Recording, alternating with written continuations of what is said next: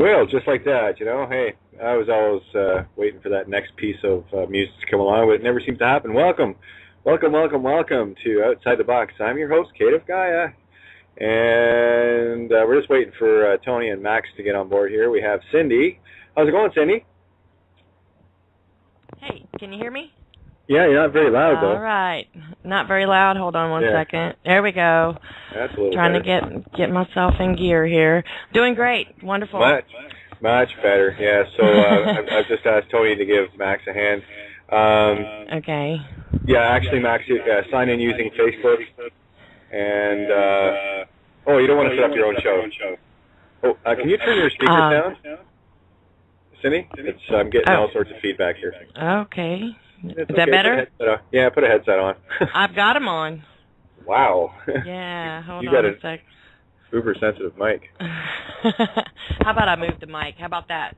That's better. And we have Tony here, so I'm just making Tony's mic hot.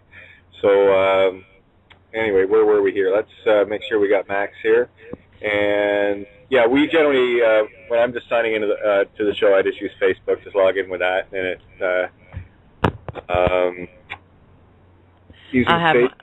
That's weird. I have my own personal Blog Talk account, so I just sign in using that. I've never signed in with Facebook. Yeah, no, I hear you. Yeah. Just for reference, I had a heck of a time signing in as well. It wouldn't do it like it normally does. It's always an adventure, so I just don't want Max stressing out, thinking that he's doing something wrong. No, this is normal. It's never easy for us to get on the air, but that's okay. We're here now, and we'll just wait for Max to get here. In the meantime, we've had a very full day of just amazing chats. This will be 6 hours on the day. Okay. Tony, can you give Max a hand just to guide him through? I can do, but I'm clicking as fast as I can, so just bear with me. Yeah, no worries. Basically just click on the Skype button, and it should open. Just another little thing that I found happens in the past too, and this is for anyone that calls in as well using Skype. Sometimes the click to talk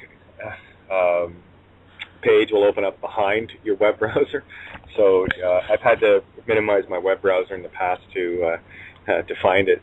Been very frustrated on many occasions. Yeah. Then sign in with Facebook. That's the best way to do it. Absolutely. So looking forward to this. Great show with Max and Santos last night. And, rumor has it Santos might even show up tonight. So we'll see. Because I know we had to get up very early this morning to do a podcast. Yes, Cyndi? Yes, he was on a Ustream podcast, and it ended up running, I think, about 3.5 hours. It was I listened for quite a while, and then I had to take a break and go do some housework and stuff. So, but yeah, he got called in on another show directly after this podcast, so he may or may not pop in tonight. No worries either way. It's looking like this keeps redirecting Max to create his own account page. I trust that Max is on Facebook. Yes. Yeah, shouldn't be doing that. Anyway, I'll let Tony take care of that while we just keep the show rolling here. Yeah, okay. So a little bit of Wonderland fun this morning on awakeradio.co.uk. That's my normal morning show here, which is actually the afternoon, 4 to 6 p.m. in the UK. So, it's kind of weird. You're constantly speaking fluent time zones, like, okay. You just got to make sure that you let people know what part of the world you're in. Get a little confusing. What is it, 4 o'clock your time? It's 4:08 p.m. on the West Coast here, United States. And I guess, Max is in Australia or New Zealand. I'm not sure. Weird. Anyway, hey, we'll get him on. So no stress there. It's all good. Worries. Anyway, so very interesting show last night with Max and Santos, and Max was out I loved it. Yeah, some of the adventures he's been going on, and it was fascinating to hear. You see, the thing is, there's some of us that are out, like Max is doing, and Santo and what have you, and then there's people like Tony and myself and a few others that are, glued to our helms. It's like we run the ships in a different way, but we get to be observers of a magnitude that is quite wondrous to watch, all this stuff happening around you. So the world is changing in rapid fashion. Here we are, 48 hours or maybe a little more than that away from December 21st. 2100 hours. Right? Yes, I'm so excited. And I feel you on being stuck at home, which is a great place to be stuck. At least we have homes to be stuck in. Yep. I do take a break and skip out to my beach from time to time, so I do have a getaway. And yes, and we have Max on the board. I just want to let him know that I got him. Your mic's hot, Max. How are you doing? I'm good. Can you finally hear me? Yeah. Absolutely. Wow, yeah, that was a bit of an experience. It's been a long time since I've done Blog Talk Radio, and it just kept taking me to a page where it wanted me to set up my own show, and I couldn't get past that. It took me quite a long time to get it figured out, just from listening in on other shows that carried over the 2 hours. So, how you doing, Max? Nice to meet you. I'm good. It's nice to be here. It's nice to have been able to make it to the show, and thanks for inviting me on. Oh, absolutely a pleasure, Max. It's been a while. I was listening to your show with Santos last night on American Freedom Radio, and what I'd love for you to do right now, if you can, just share a little bit of your current adventures. You've been quite the wandering soul. Yeah, everyone seems to be asking me that question. I just did a show with Mel Fabregas this morning as well that's going to go to air in a few days. And he was asking me the same thing. Yeah, it was an interesting travel. Started off doing ceremony in Peru, and then basically went off around the world, completely circumnavigated the world actually, just followed synchronicity all around the globe. It was quite a remarkable adventure, and led me to a lot of really interesting places. But because I did ceremony at the start, it kind of gave me a different perspective that I probably wouldn't have had otherwise. And it was a real adventure of listening, a real adventure of observation more than anything. It was good that I wasn't going around the world to do any speaking engagements. I did do a few. I got sort of roped into it. But it was mainly just going off to observe and just sort of follow the wave and see where it led me. And it was a remarkable journey. And I'm going to do something rather major next year as well, or I hope to. I want to create a full circle project for next year and try to link up a lot of the globe through workshops and online. I want to create a website so people can follow us online and stream it and have live streams and video logs and chat applets, and possibly do this show from whatever location we happen to be in at the time and get as many people involved as possible. Try to create some sort of global groundswell. So that's what came out of the trip this year. It kind of set all these dominoes in place that I think I can really achieve something pretty major next year. So that's the plan at the moment. Well, I'd say you've achieved many major things, Max, and this is one of the things too that doing what you do and what we do, it's very difficult to actually see from outside of ourselves to what we're actually doing in the eyes of others, and the stuff that you've been doing for a very long time has always been in the fore. So and I think the reason why we're asking you about your travels is because so many of us get stuck at our helms all day and wishing we were out traveling, but that's just the way it is. I travel the world on my laptop. Oh, yeah, for sure. I mean, it is really interesting when you go out there. One of the most interesting places, or one of the most interesting things about traveling, though, is that when you get everywhere you go, it's like the world seems unreal when you view it on a laptop or when you view it on TV. You think about, wow, wouldn't it be great to go to Europe, or wouldn't it be great to go to America, or wouldn't it be great to go to these places? But you go there and kind of there you are. It's the same as everywhere else in as much as it's just the earth and they're just people and they're in the same positions and they've got the same needs and desires and personality flaws and defects as everybody else, and they're the same as everybody else. Everyone has their securities and their insecurities and their good moments and their bad moments, and everyone's just as loving and just as needful and just as frail as everybody else, no matter where you go. There you are. And that's the essential thing to remember, is that we're all in this together. We've been fed this whole divided mindset of what the world is. It's all larger than life on the television, but when you go out and you experience it, it's very real, and the people are very real.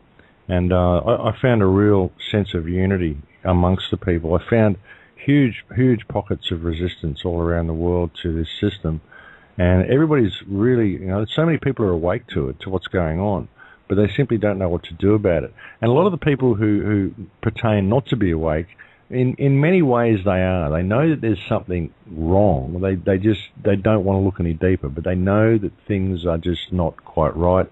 They don't want to look any deeper because they're afraid to. They're afraid of what it might do to them. They're afraid of how helpless they may feel if they really knew the truth. Yeah. And so that's what you find. But most people are awake to the fact that there's something wrong. And once people figure out what to actually do and a groundswell starts, I think we've already got the numbers to bring about some huge change. We just have to start that groundswell. Yeah, exactly. And you nailed it with the comfort zone. A lot of people don't want to leave that comfort zone where they inherently know within that there is something that's just not right with Kansas anymore, And I know Tony's just itching and chomping at the bit to ask some questions, so I'm gonna hand him over for a sec. Go ahead, Tony. Hey, Max. It's a pleasure to have you on board with us, mate. How are you doing? I'm fantastic, Tony. Lovely to be here. Excellent. Yeah, I've got to put my hands up and say, to be honest, mate, you're one of the very first people that sort of like helped me wake up. Studied the Crow House in detail, studied the big picture, New World Order, all those sort of videos that you've done. Brilliant work, by the way. And those are the first dot connectors that got me on this trail. So thank you for that. Well, thank you for watching. I hope it helps. I mean, it's difficult to convey this type of message to people in a way that's empowering, and that's what I hope I'm doing with these things. I think we have to know what the problem is in order to address the problem. But it seems so big and fearful and terrible to most people. But really, it's simply done by a government that's fiction. I mean, the government only exists on paper. I was talking to people about this morning. We think the government is this big thing, but it's not. It's just a bunch of rules written down in books. That's all the government is. It's fiction. It's just people who follow these rules in books. That's all it's about. And we've got to realise what's going on here. It always comes back to trust. We're the government are public trustees. We actually have the power. And in order to find that power, we need to find ourselves. So that's been the message through the whole thing. But once you see this and you really see how it all works and how fictional it is and how we're really living in a paper-based reality, it's all revolves around the written word, and it's stuff that we all created ourselves. You begin to see how easy it would be to fix things. I mean, the remedy is really simple to all the problems that we face, but it's got to come from the individual, and the individual has to be empowered. They have to know who and what they are, but in order to even want to be empowered, they've got to know what the problem is. And so that's what I tried to do with films like The Big Picture and Fight the New World Order with Global Non-Compliance and stuff like this, because we don't have to fight it. If you fight something with weapons, you give it strength. All you have to do is realise that it's fiction and stop complying with it, and there's certainly enough of us to do that. And the way we can do that is to realise what our relationship with the people who control all this paper-based reality is. It's a trust agreement. So the remedy is very, very simple once we can empower the population. And in the other films, things such as The Awakening, just trying to get people to understand how important it is to maintain your emotional state, because that's a language. Your emotions and the electromagnetic field that you're generating is quite literally a language with which you communicate with reality. And when you change that language and change what you're speaking to reality around you, you can change your world. And I'm living proof that it works. So I've just gone right around the world simply following synchronicity. It didn't cost me anything to do that. I could never afford to go around the world. But people just helped, and people just were putting me places and calling me places, and things just worked. And if I got short of money, someone would come along and say, I'll come and do a talk here, and I would get just the amount that I needed to maybe go to the next place and get, it just all worked. I never ever stressed about it. I never once thought, oh, gee, what am I going to do out here, in the middle of Europe, sort of stranded or anything like that. It never entered my head. Even when I went into Gaza and I was crawling into this tunnel, which was 50 metres below ground, a little dirt tunnel with no shoring, no walls, just hacked out of the ground. And you're crawling into this tunnel, and I'm looking at it thinking, I wonder if I'm crawling into my own grave. But there was no fear. There was no fear of doing that. It was like, oh, well, if I am, then this is how it goes. Isn't this interesting? What an interesting way to go, And off I went. Exactly. There was no fear in anything that I did. And if fear had come into it, then the trip wouldn't have worked. It wouldn't have manifested the way it did. It was all sort of, it was almost like I was in a third-party position through the whole trip, like I was an observer of my own journey, and I was observing how I was reacting to certain situations. So I found the whole thing quite fascinating and really, really interesting, more than anything. And I think, understanding how reality works is a big part of it, and that's what I've tried to do in the films. I think we can change things. We can really, really fix the problems that we face, and it would be really, really simple to do so. But we have to understand who we are. We have to understand that if you really want to look at it, God created man, whatever you perceive God to be. God created consciousness, which created us, and everything below us is fiction. We created the whole lot. The entire system that we created, that we perceive to enslave us, was created by us, and it only exists because we believe it to be real. But it only exists on paper, ultimately. Yeah, it's the belief structure. That's the main thing, isn't it? Well, it is.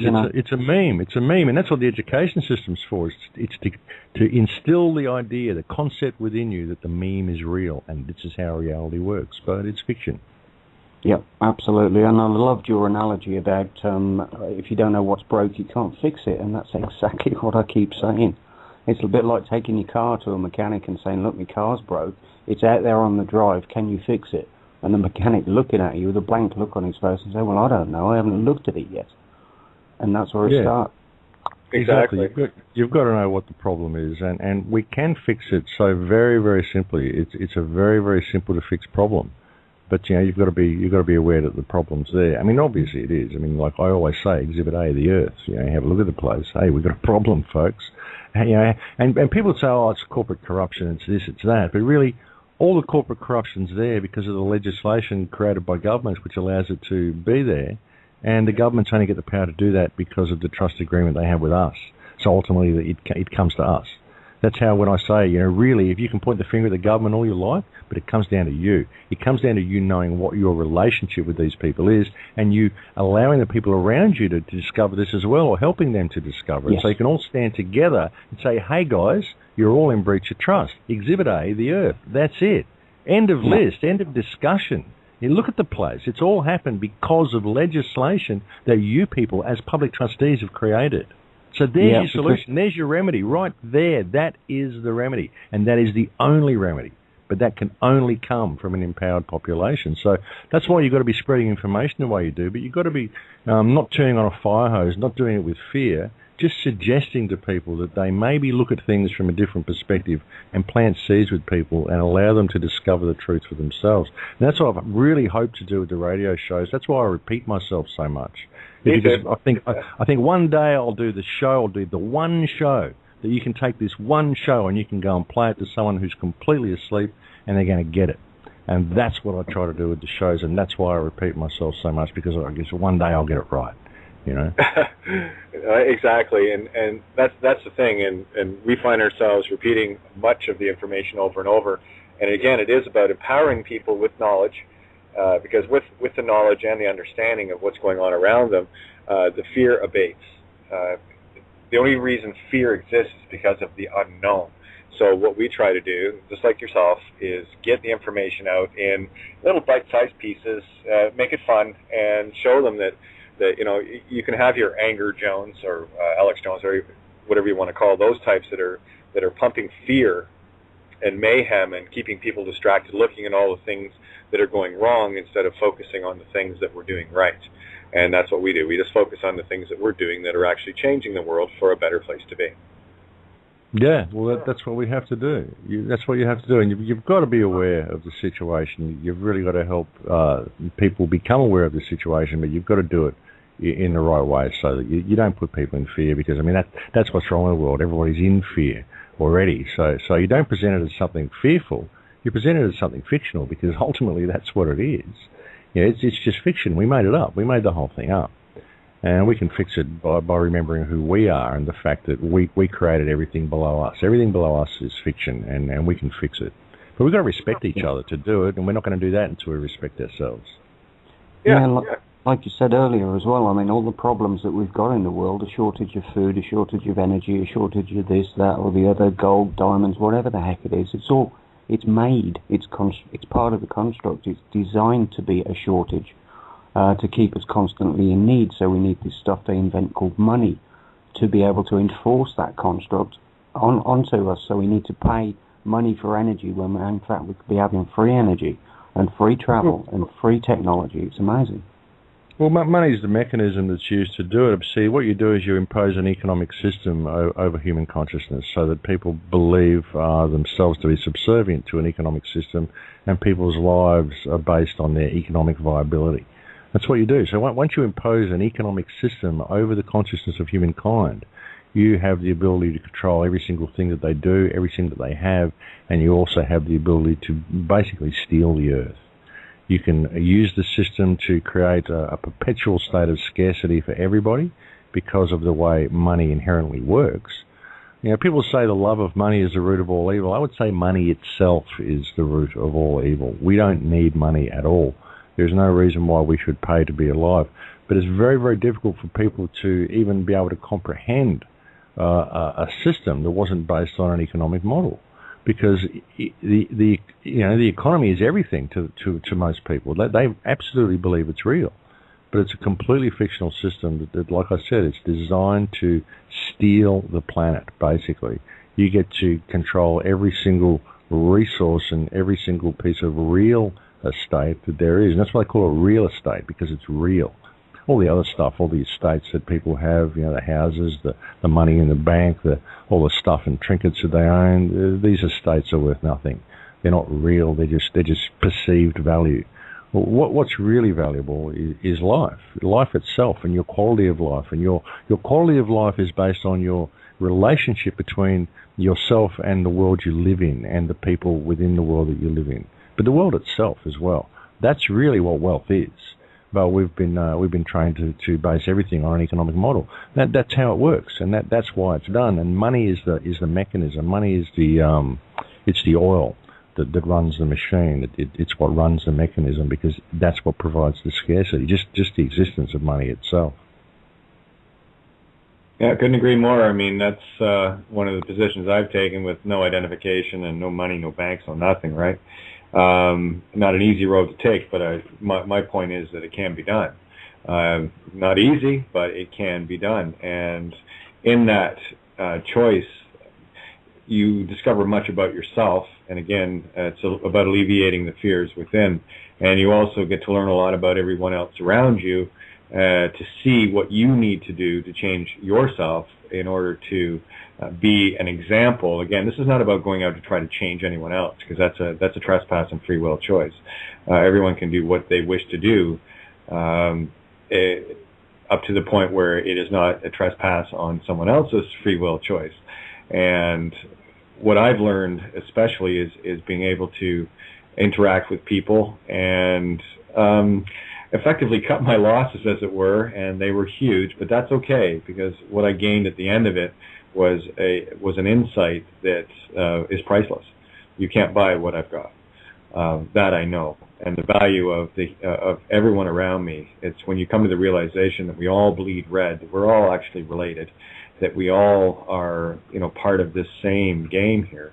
It would make a lot more sense to work together instead of letting these banks and the rest of the corporate moguls tell us who and where we're going to kill and maim and bomb again. So that paradigm is old world thinking, and it is over. It is done. Well, it is. It's true, and you have to be responsible for yourself. Like you say, you can't be telling people they have to change. What I've always said is the best thing to do is to lead by example in all that you do. Be a shining light. Let your light shine forth, and offer your perspective to the world. Be all that you can be. Improve people's reality by your presence in it. Do everything you can to help those around you, because that's how you improve your own existence, is you improve the existence of others. That's the way I try to live my life. When I speak out on the radio shows and offer the perspective that I offer, I don't do it because I want people to change. I do it because I think it's the right thing to do. You know, if I see corruption in the world around me and it exists because I allow it to exist, then I have an obligation, I believe, as a responsible custodian of this planet, which is what I am, which is what every generation is. Every generation, the people themselves are the custodians of freedom. They're the custodians of this planet. And we've been getting progressively worse at the job. The more westernized we've become, the more we've been educated, in inverted commas. We become less and less responsible for ourselves and less responsible for the planet. So that's why we're seeing all this degradation. So I feel I have an obligation to speak out and say the things that I do, because I do so in the hope that it may help people shift their perspective and remember the responsibility that they have. Remember that we are custodians of this planet. This is our home. And that all the problems that we face come from, ultimately, government corruption is what they come from. They come from a group of out-of-control public trustees who are out of control because we don't know who we are, because these trustees took over the education system and they educated that knowledge out of our existence, and they promoted the economic model. They superimposed an economic system over who we are. And that's what's been done. And I believe that if people don't wake up to this, it will result in the destruction of this planet and all life upon this planet.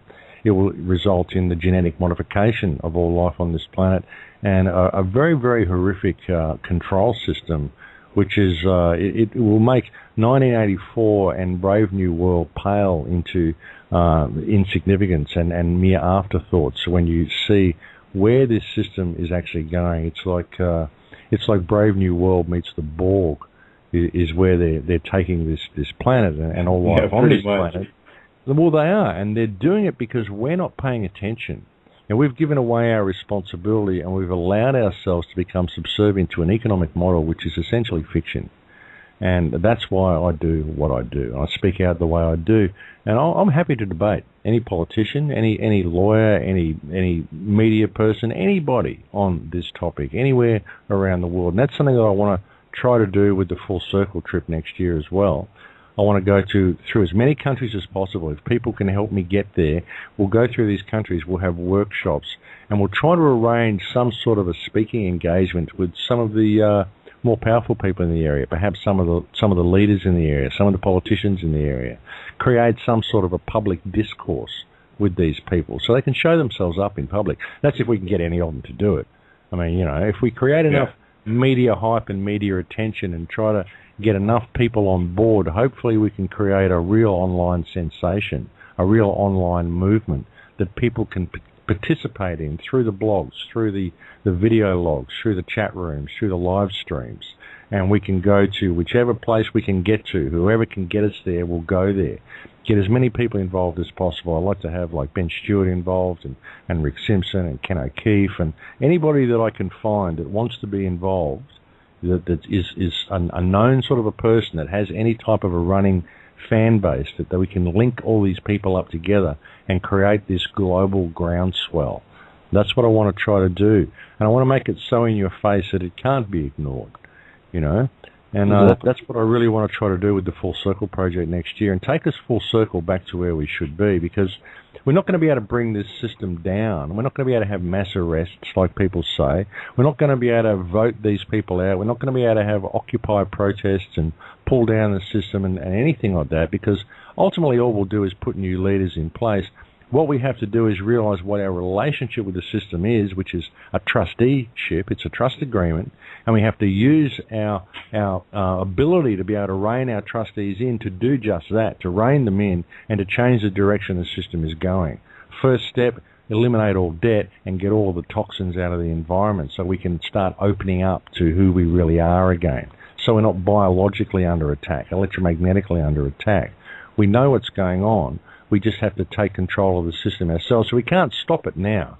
If we just bring it down and crash it, there'll be chaos, there'll be anarchy, a new dictatorship will be born. It'll just be too many people will suffer.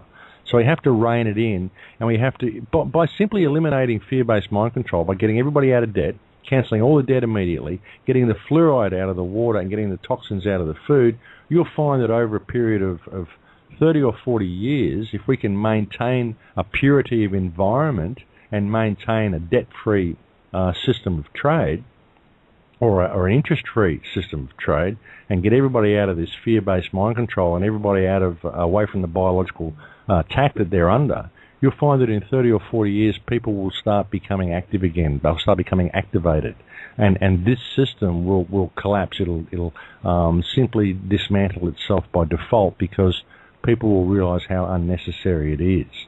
It really is. It's completely unnecessary, and it's completely fiction. But we're locked into this biological state, this electromagnetic state, and this education state where we believe the system's real. And I think we just have to realise what it is. I mean, I think that's the way we can dismantle it. We have to rein it in. We can't just crash it. It won't work if we do that. We need something to replace it with, but it will replace itself once we become free to be all that we can be. But that's not going to happen until we take responsibility for what our public trustees are doing. Well, the good news, based on the numbers that I'm seeing over the last little while, of people listening in and what have you, those numbers are way larger than I think most people can imagine. And I'm basing that just simply from my one little position here of what my thing is that I do, and Tony and the rest of us. And those numbers have went exponential over the last 3 months, and I'm talking nth degree exponential. So I see a very, very bright future coming up, where all this paradigm stuff that they've been trying to sell us in the script of the pre-sent information, it's all coming down. It is all coming down, and I have absolute faith in my fellow man and my fellow aspects of consciousness that regardless of what this system wants to keep throwing at us, we are finally awake and rising above it. This is what I'm seeing. This is not like conjecture. So this is what I mean when you're out doing the things that you're doing, Max. I think a lot of times people I know I do, underestimate the abilities and the power that the individual has that finally takes responsibility upon themselves to be a light, if that's probably the best way to describe it. And once people see it, again, I go back to that the movie The Patriot, where the last scene where they're ready to retreat away from victory, and Mel Gibson comes running up the hill, and this young soldier stops as he's retreating, and he looks and he goes, oh, and he decides to change direction, and ultimately they won the day. And that's what I'm seeing a lot of. I'm seeing a lot of those, young soldiers, without the guns, mind you, turning around and saying, yeah, I can do this. This is the little train that can and will. It's, from my perspective, what I'm seeing, Max, it's absolutely astonishing. It's beautiful. Well, it is, Yeah. and it has to happen. It absolutely has to happen, and the system is causing itself to implode. The more it tries to lock everybody down, the more people it's waking up by default. So, I mean, and consciousness is more powerful than fiction, so it has to implode. That's just by default. That's what it's doing to itself. I don't think it's going to take anything like 30 years to be able to bring this one round, because as soon as we know what's wrong with it, we can begin to fix it. So it's simply, like Kate was saying, it's awareness.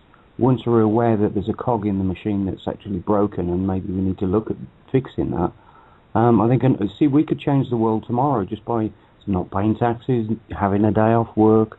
There's all sorts of different things that we could do. Wow, the technology we've got and the abilities we've got and the solutions to all the problems we've got are absolutely incredible when people have actually looked. And so I don't see it taking anywhere near 30 years, and I don't think, to be honest, we need to take anywhere like 30 years. I think we can do this thing very rapidly, but it's up to the people to become conscious about the whole situation. Oh, we could change the world in 3 seconds if we changed our energetic state. I've often said that. The thing is, though, what I was saying was with the 30 years, I think it'll take 30 years to get the toxins out of the environment. If we stop the fluoride now, I mean, we're getting tuna fish with fluoride in them now.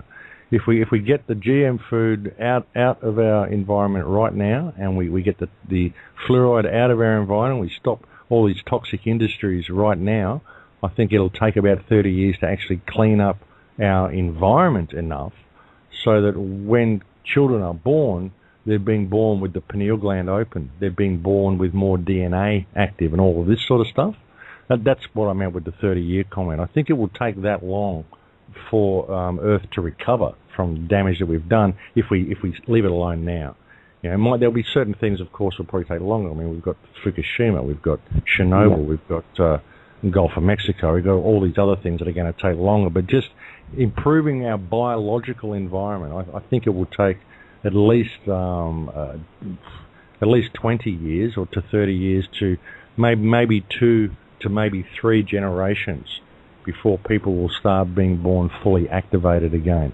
But ultimately, yeah, I mean, I think we could change the world in one day with 24 hours of non-compliance. One day of global non-compliance would send a shockwave around the planet. I said this back in 2008. I released a film, Fight the New World Order with Global Non-Compliance. Just one day. That would send such a shockwave around the planet that it would literally change the reality that we live in.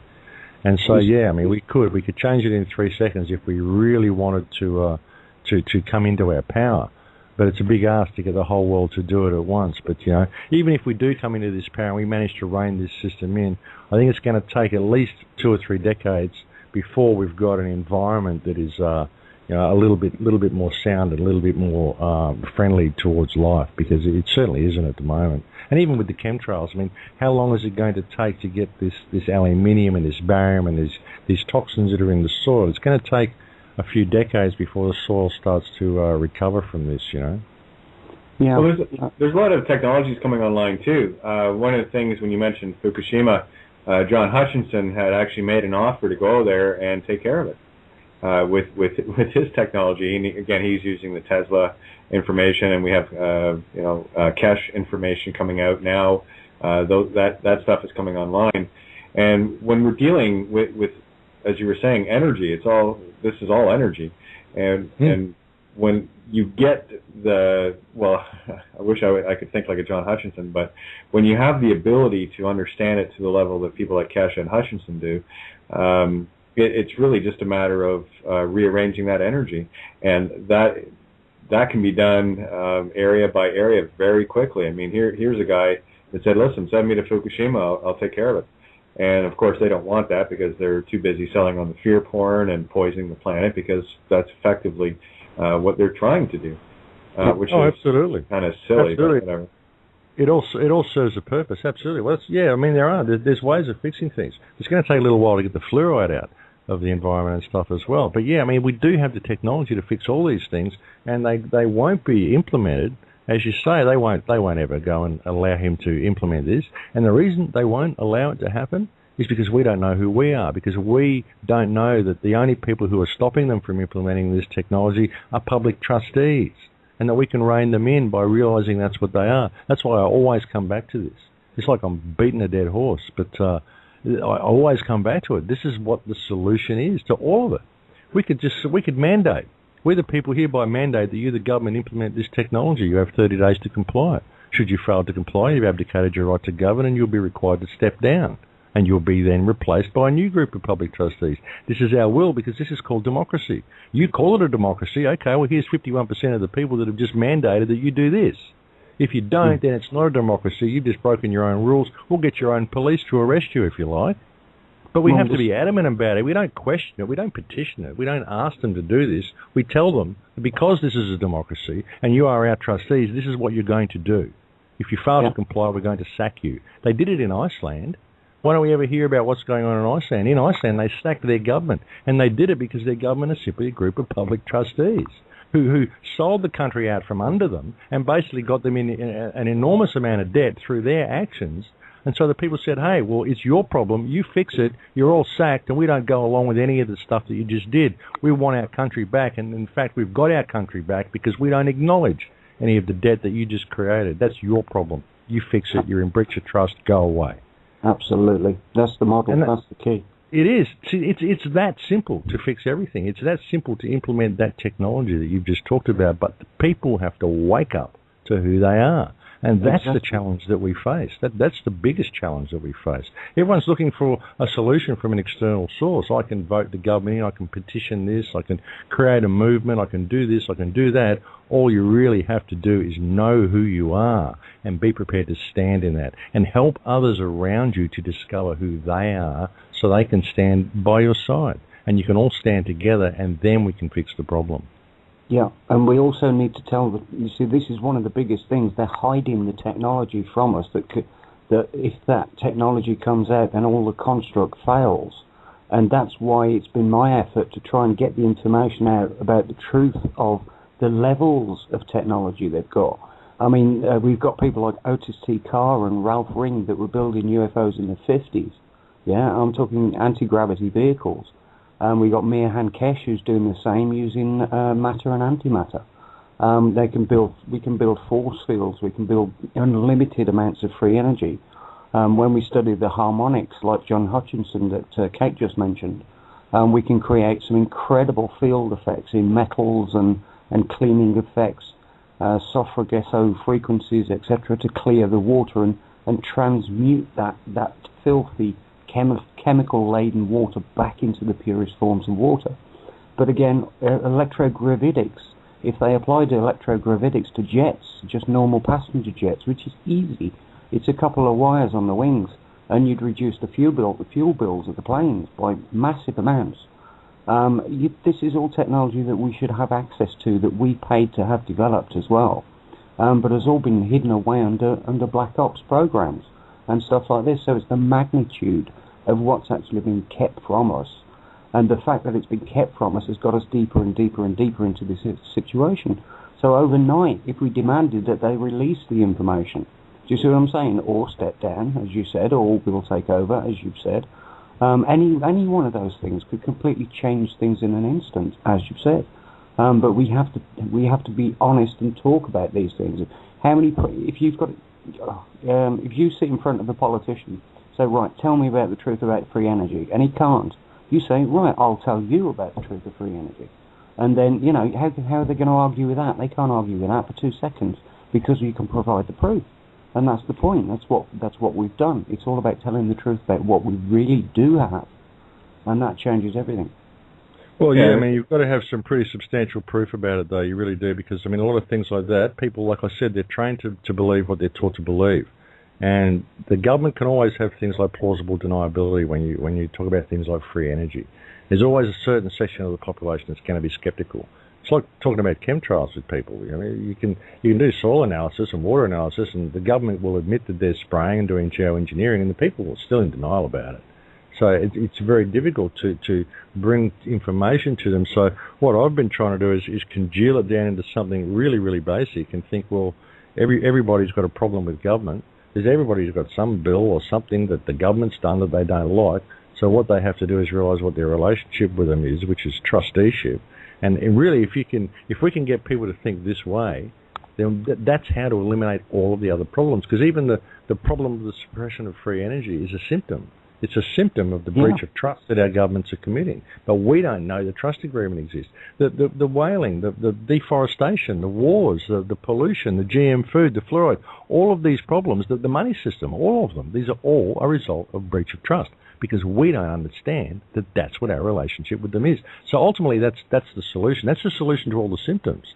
And it's so simple that you don't have to get anyone to shift their paradigm. You don't have to get them to change their political point of view. You don't have to try to convince them that free energy is real or that chemtrails exist or anything. You don't have to do anything that may freak them out. All you've got to get them to do is to shift their perspective about what their relationship between themselves and government is, because that's a solution to all of the other problems. And once we address that actual solution, all of the little symptoms down the line, these will all become apparent by default. All of this stuff will be exposed. Once we put some transparency back into our democratic system by realising that it's simply a trusteeship, we get some transparency in there. But we need to have groundswell. We need to have a movement of people to do this. Yeah. But once we get that and we get that movement underway, all of the symptoms, they all become exposed. See, it's good just to point out stuff like about free energy to people, but a lot of the people you're going to talk to have got this perception of the written word. They've got this education system which has told them what's possible. And they don't even know what they are, so they only think what they can perceive with their left brain, and what it says in this book is possible. You know, it's only possible if it fits within these parameters that they've been trained to think reality works in. So, it's a difficult thing for a lot of people, no matter how obvious it is. If it isn't in this book and it didn't say so on the television, why should I believe you? So you've created a situation where an argument can develop, a debate can develop. But really, when you start looking at the trust agreement, there's no debate here. This is an obvious, common sense fact. Every relationship you have with anybody is a trust agreement. What makes people think their relationship with government is anything less than a trust agreement? Of course, it's a trust agreement. So this is where our remedy lies. I really believe it. I push it so hard because I really believe it's so simple that once the average person, Joe Public, who watches the football and drinks beer every night, he can figure this out. And once we get these people to understand this, then we have that groundswell. And once someone stands up and starts calling breach of trust on their governments and calling on their governments to show cause why they shouldn't be held in breach of trust, it's going to start a global movement. And it's simple enough for everybody to get it. And then all of the symptoms, man, they all disappear by default once we rein the governments in. But it's got to come from the individual, you see. Yeah, just one comment on that. One of the things, you've mentioned it a couple of times, trying to figure out what the relationship is with the government, and that's been the problem all along, you see, because what we've uncovered is the fact that the government is claiming to actually be related to us through the birth bonds that have never made it to shore. We've been on very interesting trails of late, uncovering a lot of stuff in ways that most people can't even imagine, and that's okay. But what we have discovered is the fact that the birth bond, the original long form, never made it to shore. It was held up in customs, and a receipt called the short form, which is actually proof of fraud, was given out. So here's the problem, and this goes right back to Richard I, in that the birth bond, or any contracts, Shurat or Star covenants is what they're called, are not lawful until they're deposited in lawful repository. King Richard commanded this. This is after Edward I banned all the Jews from England, by the way.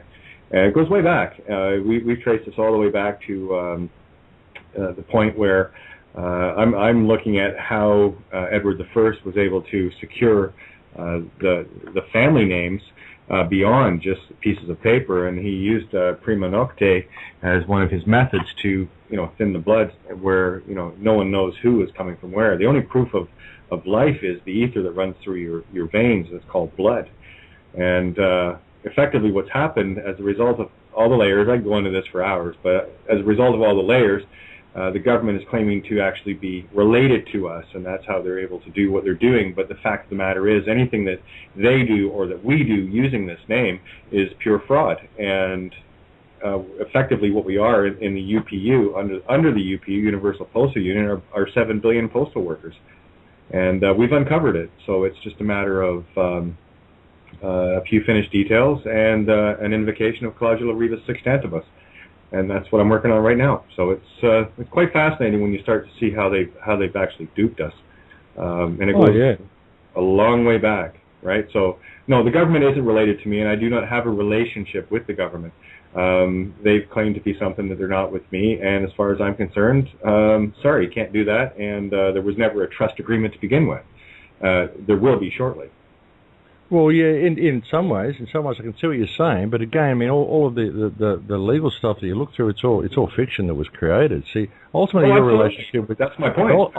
Oh yeah, of course. But see, ultimately your relationship with anyone is a trust agreement. Your relationship with the pizza delivery guy is a trust agreement. Your relationship with your babysitter is a trust agreement. With your car mechanic, the relationship that we're having with each other as we talk to each other on the air here is a trust agreement. It's trust. Absolutely. We trust that we will respect each other. So if the nation of the United States or the nation of Canada, I'm not sure, are you in the United States? No, I'm north of that border. I'm Irish, actually. Okay. Well, wherever are you? But let's use the United States as an example. The nation of the United States is the people of the United States. That is the nation, if the nation exists at all. I think it's a construct. But the nation is the people of the United States. And then they appoint a group of administrators to administer their infrastructure. They vote them in. These people swear to serve the American people because they're public trustees. That's all they are. They are holding the nation in trust for the people. And because you have these people in charge that are doing this stuff, well, the relationship they have with people is a trust agreement. Of course it is. Whether you believe you have a relationship with government or not, well, you live in the country, so you do, because they're in control of the infrastructure. So if they're enacting legislation which is causing you to be in a state of hardship, they're in breach of trust. If they're claiming they have control over you through the birth certificate or through any of these things that they've done, okay, show me proof of claim. As far as I know, I'm living flesh. My name is man. Blood flows in my veins. I was brought into this planet under the rule, under God. God brought me into existence. It says in your legal system, which you claim is based on the laws of God, that thou shalt not serve two masters. I can only serve God. If you're claiming you're a higher authority than God and you have jurisdiction over me, show me proof of claim and we can move forward. But at the moment, I'm suggesting that if you're even saying you can inflict legislation upon me, then you're in breach of trust, because my relationship with you is a trust agreement. That's the way I look at it, and they kind of stare at you dumbfounded when you say it, because they don't have any recourse. And that's fine for you. I'm more concerned with the individuals on the street that are getting guns put in their face. I mean, I've been kidnapped at gunpoint by a cop. Well, that's the thing. I know what to say. You try saying this to a cop, and it doesn't work. The cops, they don't care. I mean, these guys aren't overly intelligent, or they wouldn't be police, and they don't care. You can argue this all you like with a cop, and I've done it, and they get very violent about it, and they lock you up. But, in a court system, that's ultimately what the relationship is. But the thing is, it's very difficult for one person to do this. It's very difficult for the individual to do this. But you imagine if the whole population understood this and understood this is how it works, and they all just did this one day of non-compliance and called breach of trust. Imagine what we could achieve by simply stopping as a population and calling breach of trust if people actually understood that nobody is any better than anybody else. We're all in this together. We are all equal under God, whatever you perceive God to be. Even if you perceive there is a God, I don't care what you perceive it to be. It could be a giant robot for all I care. I'm not interested in what you perceive God to be. But let's say we are all equal under God, and we have a group of administrators in charge of all of our countries. Of course we do. And so our relationship with them has to be trust. It has to be a trust agreement. Just imagine if the whole population could figure this out and see the sense of it, and actually stand up and say, hey, enough is enough. I believe that's how. That's where the remedy is. But you're not going to have that until people understand their own personal power. Because it comes down to you. It comes down to what you are individually. Everything below that is fiction.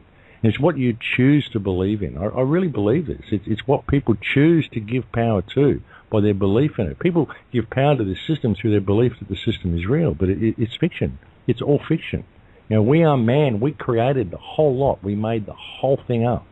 And we've forgotten who we are. We have to reestablish that connection, that inner connection to our heart, that inner connection to the earth, that inner connection to each other, to the universe, to life. That's what true wealth is. And once we realize this, I think that's where the change will come from. No, it's, as I say, you've got I quite see your point. There's no question with that. But I'm just looking at it as well from the other factors, as in, how did they go about achieving this amazing, and it is amazing feat of trickery that's ended up...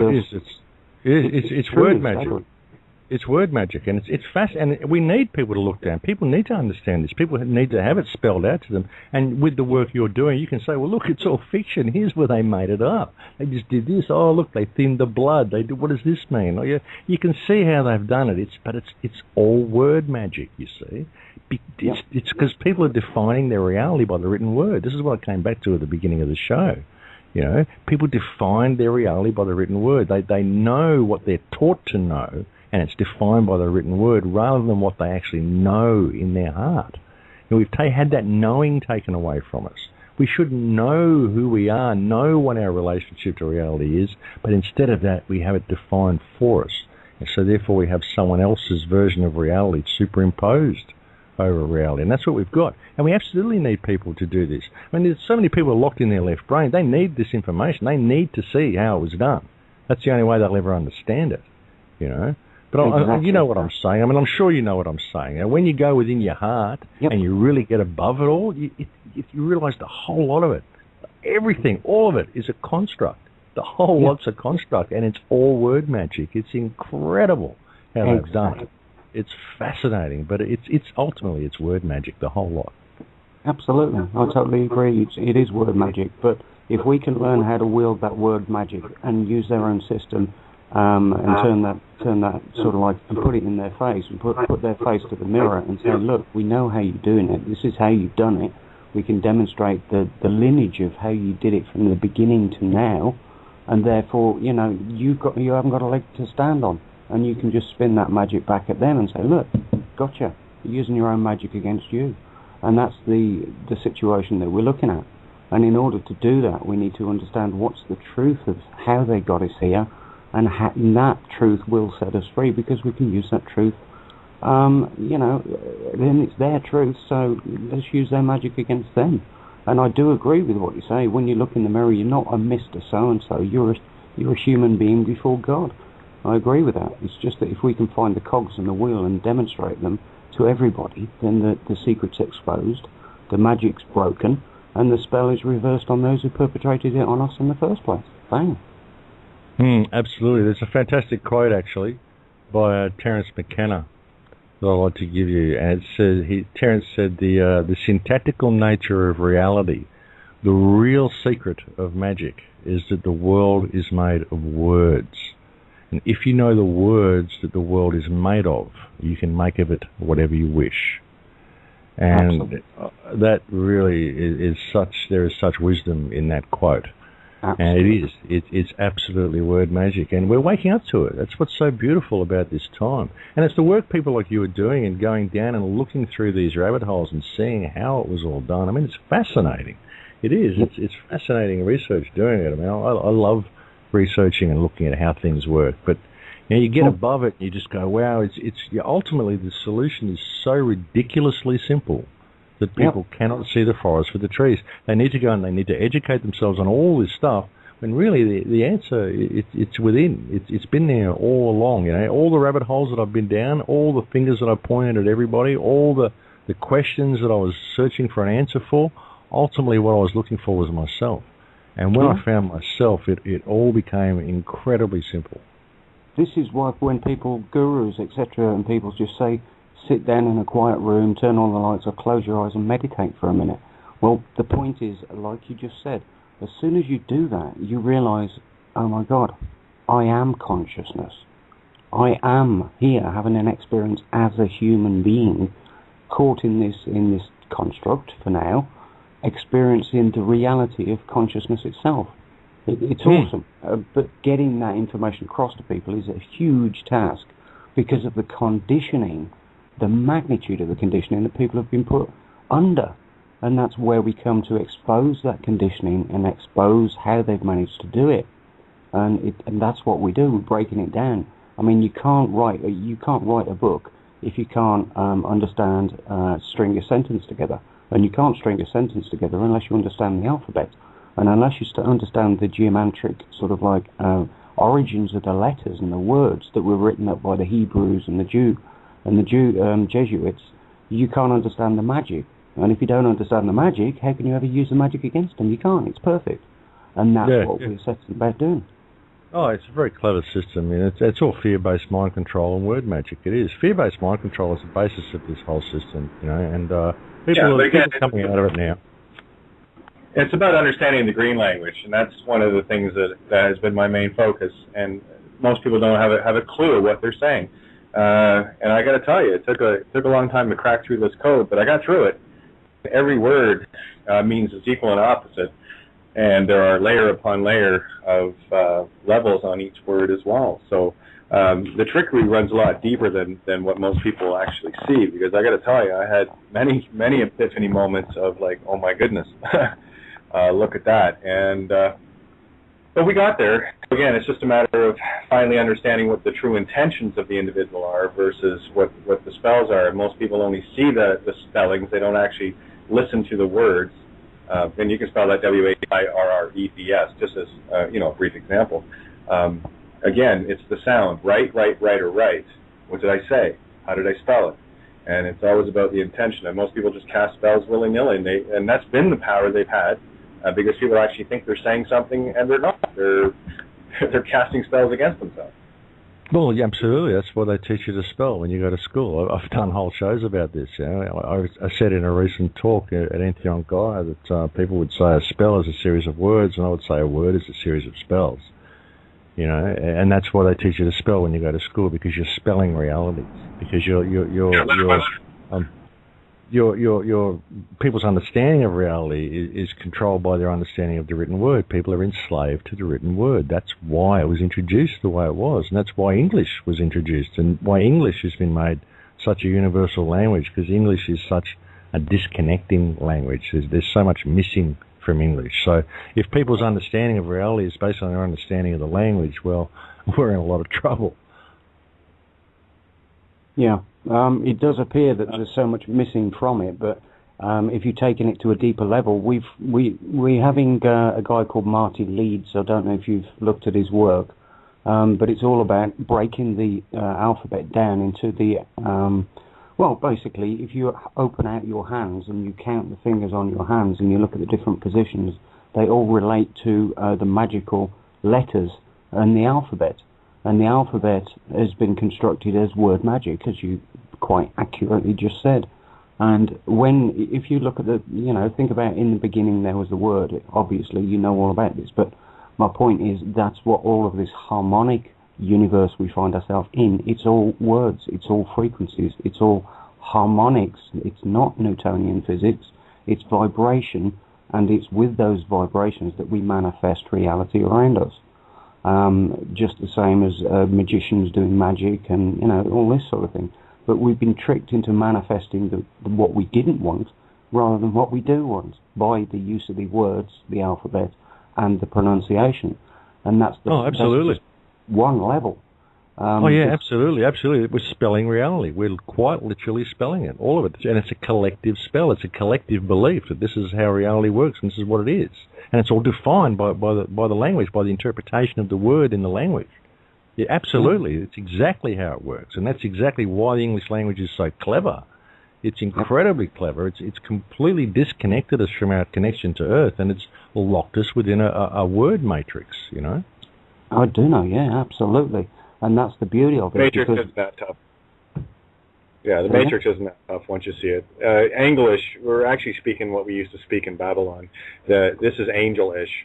And when you finally see that it is a perfect trap, from the perspective of good and evil, you'll see that it's the perfect release as well. Because look at the word release, right? When you go to release a car, you're going to re-rent it, right? Instead of, what do they do with people in jail? They release you.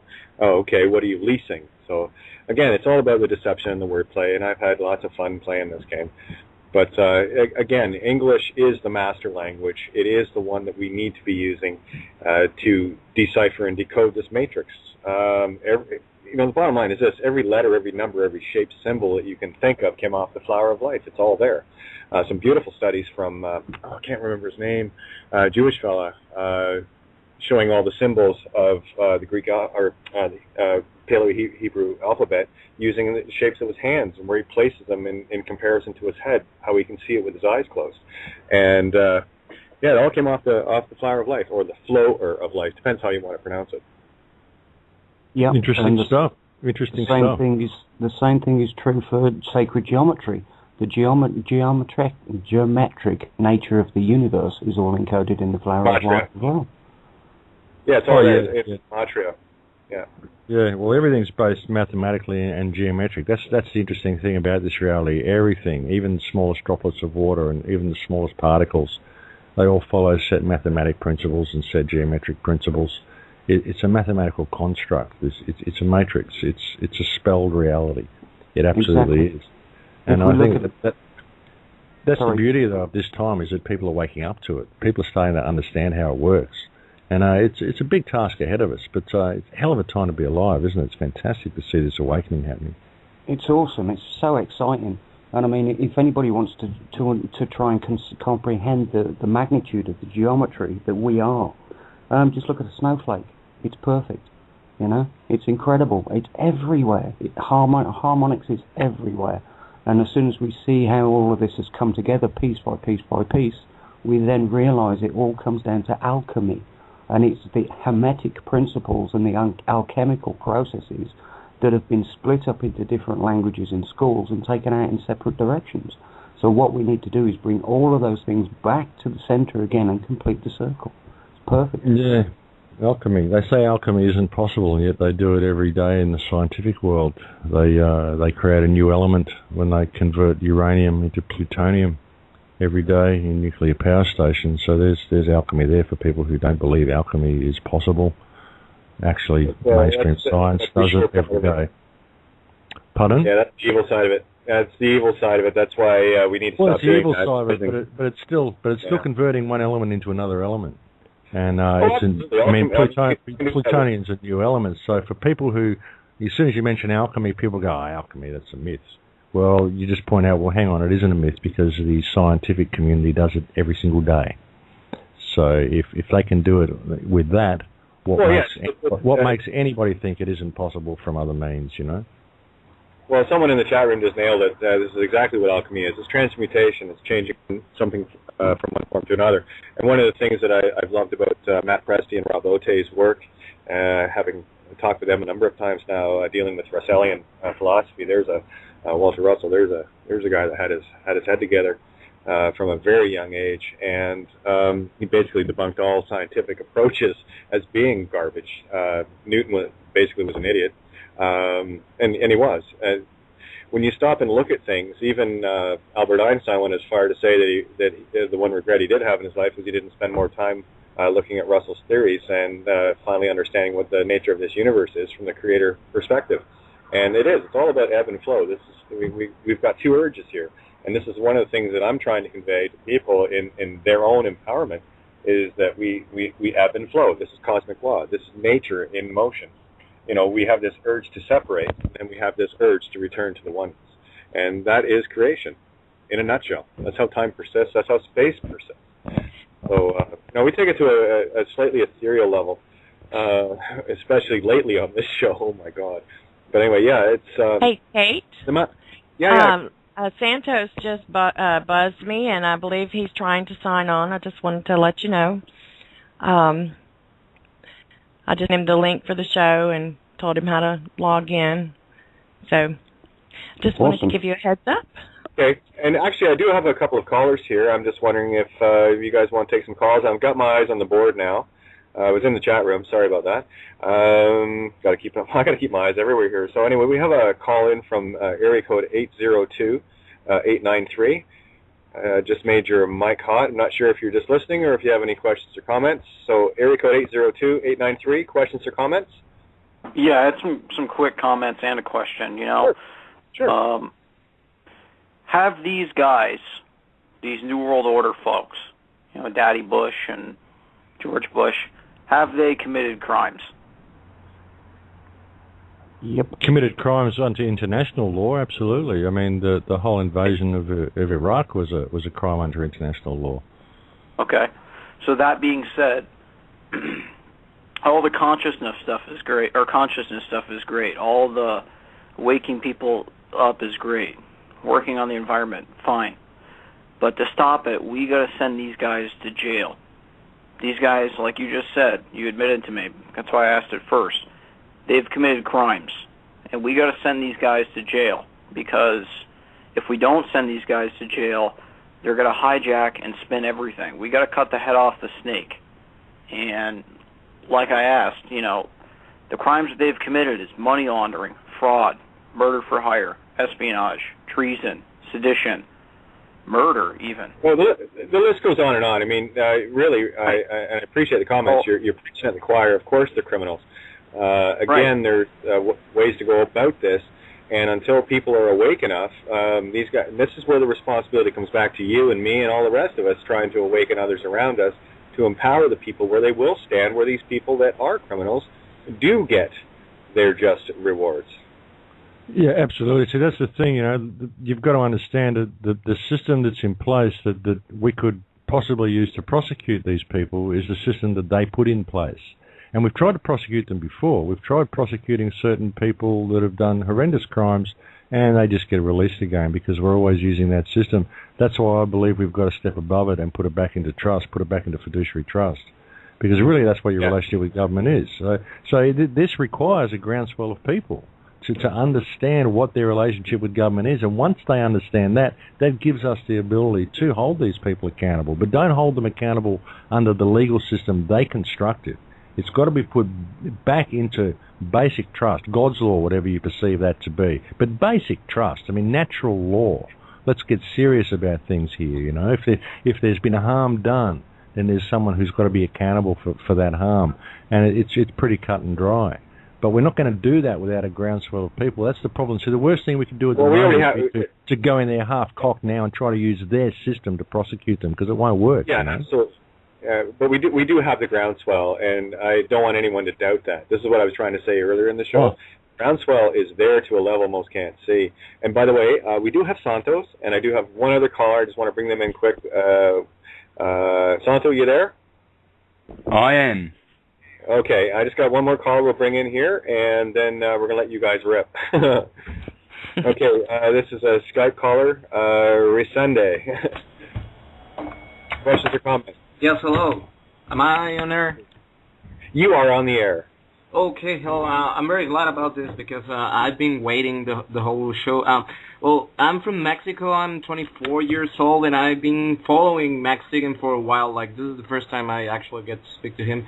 I'm just like, I know I admire this guy a lot, and I've been following him. Like, I used to be very into all of this, and used to research a lot by myself. All that I could knew in both senses, like trying to know more about the New World Order stuff, but also try to know more about the energy universe and stuff.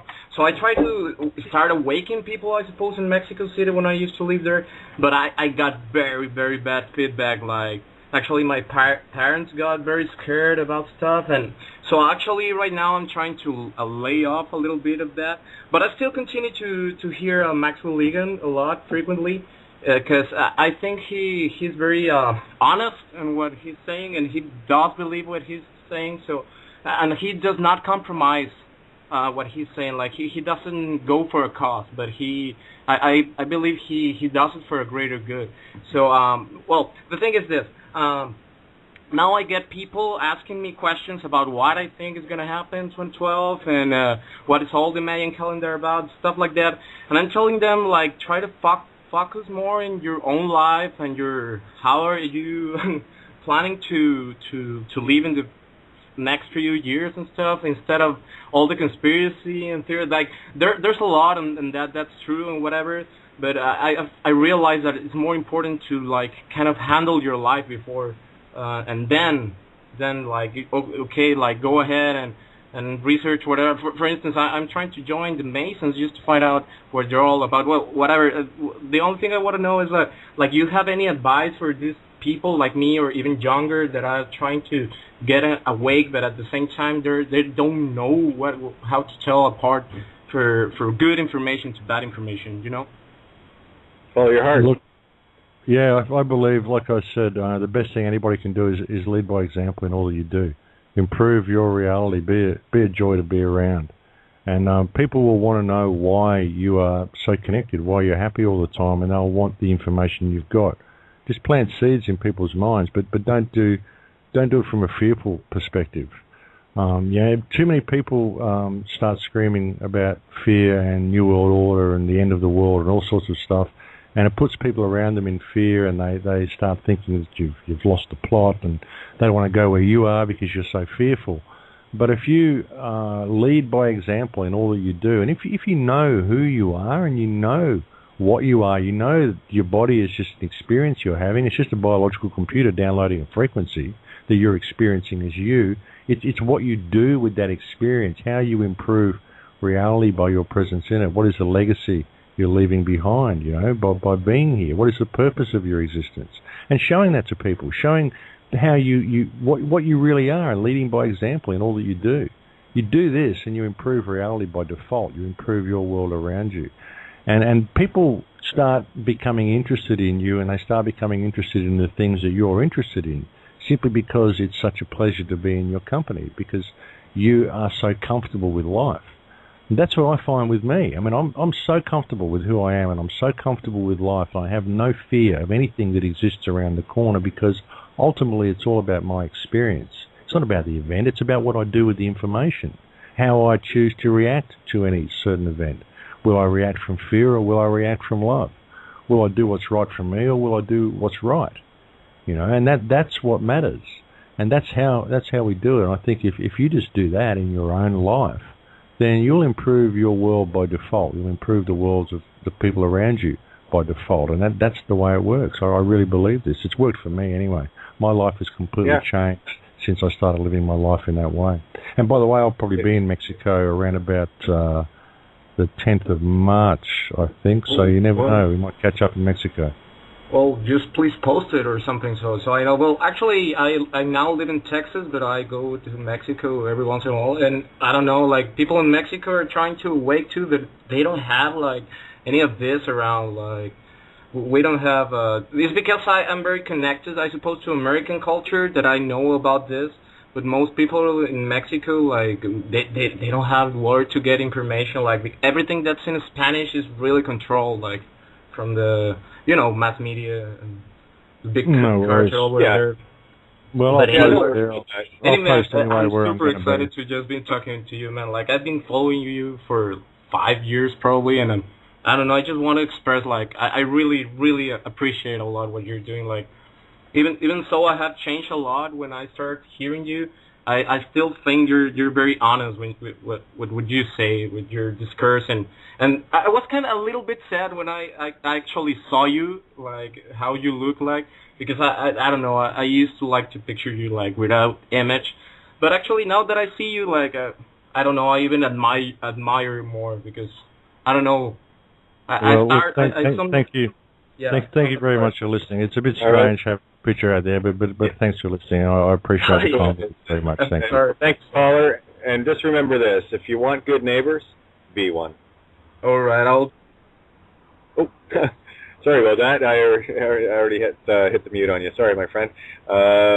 Anyway, sorry, Santo, we got you on the air, and let it rip, boys and girls. Hey, Max, how are you? Good, mate. Nice to talk to you again, brother. Haven't spoken to you since yesterday. Yep, that's right.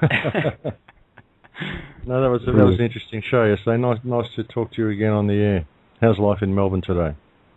Yeah, great. Bit better than yesterday. Still a little bit of a Four Seasons day, though. This summer is definitely proving to be a typical Melburnian weather, but even more so with, the changes that are coming. This is no summer, guys. This is a weird season. Very strange here today too. Very cold here today. Huge electrical storm here the other day that I mentioned to you, night before last. That was absolutely spectacular, but quite cold here today. A bit muggy in my cabin, but overall definitely not like an Australian summer at all. No. Nope. Well, turning off the Gulf Stream had something to do with that, and HAARP has also got something to do with it, so the information is there. Fear porn. Yeah.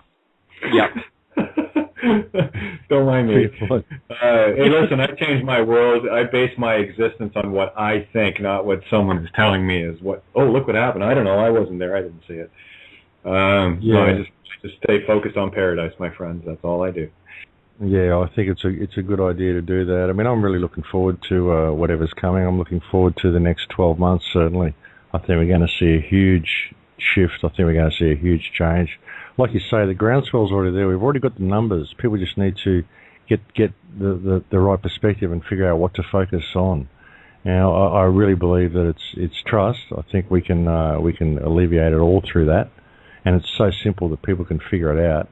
And once people start doing it, then the rest of the world's going to notice. And really, I mean, Iceland has led the way in this.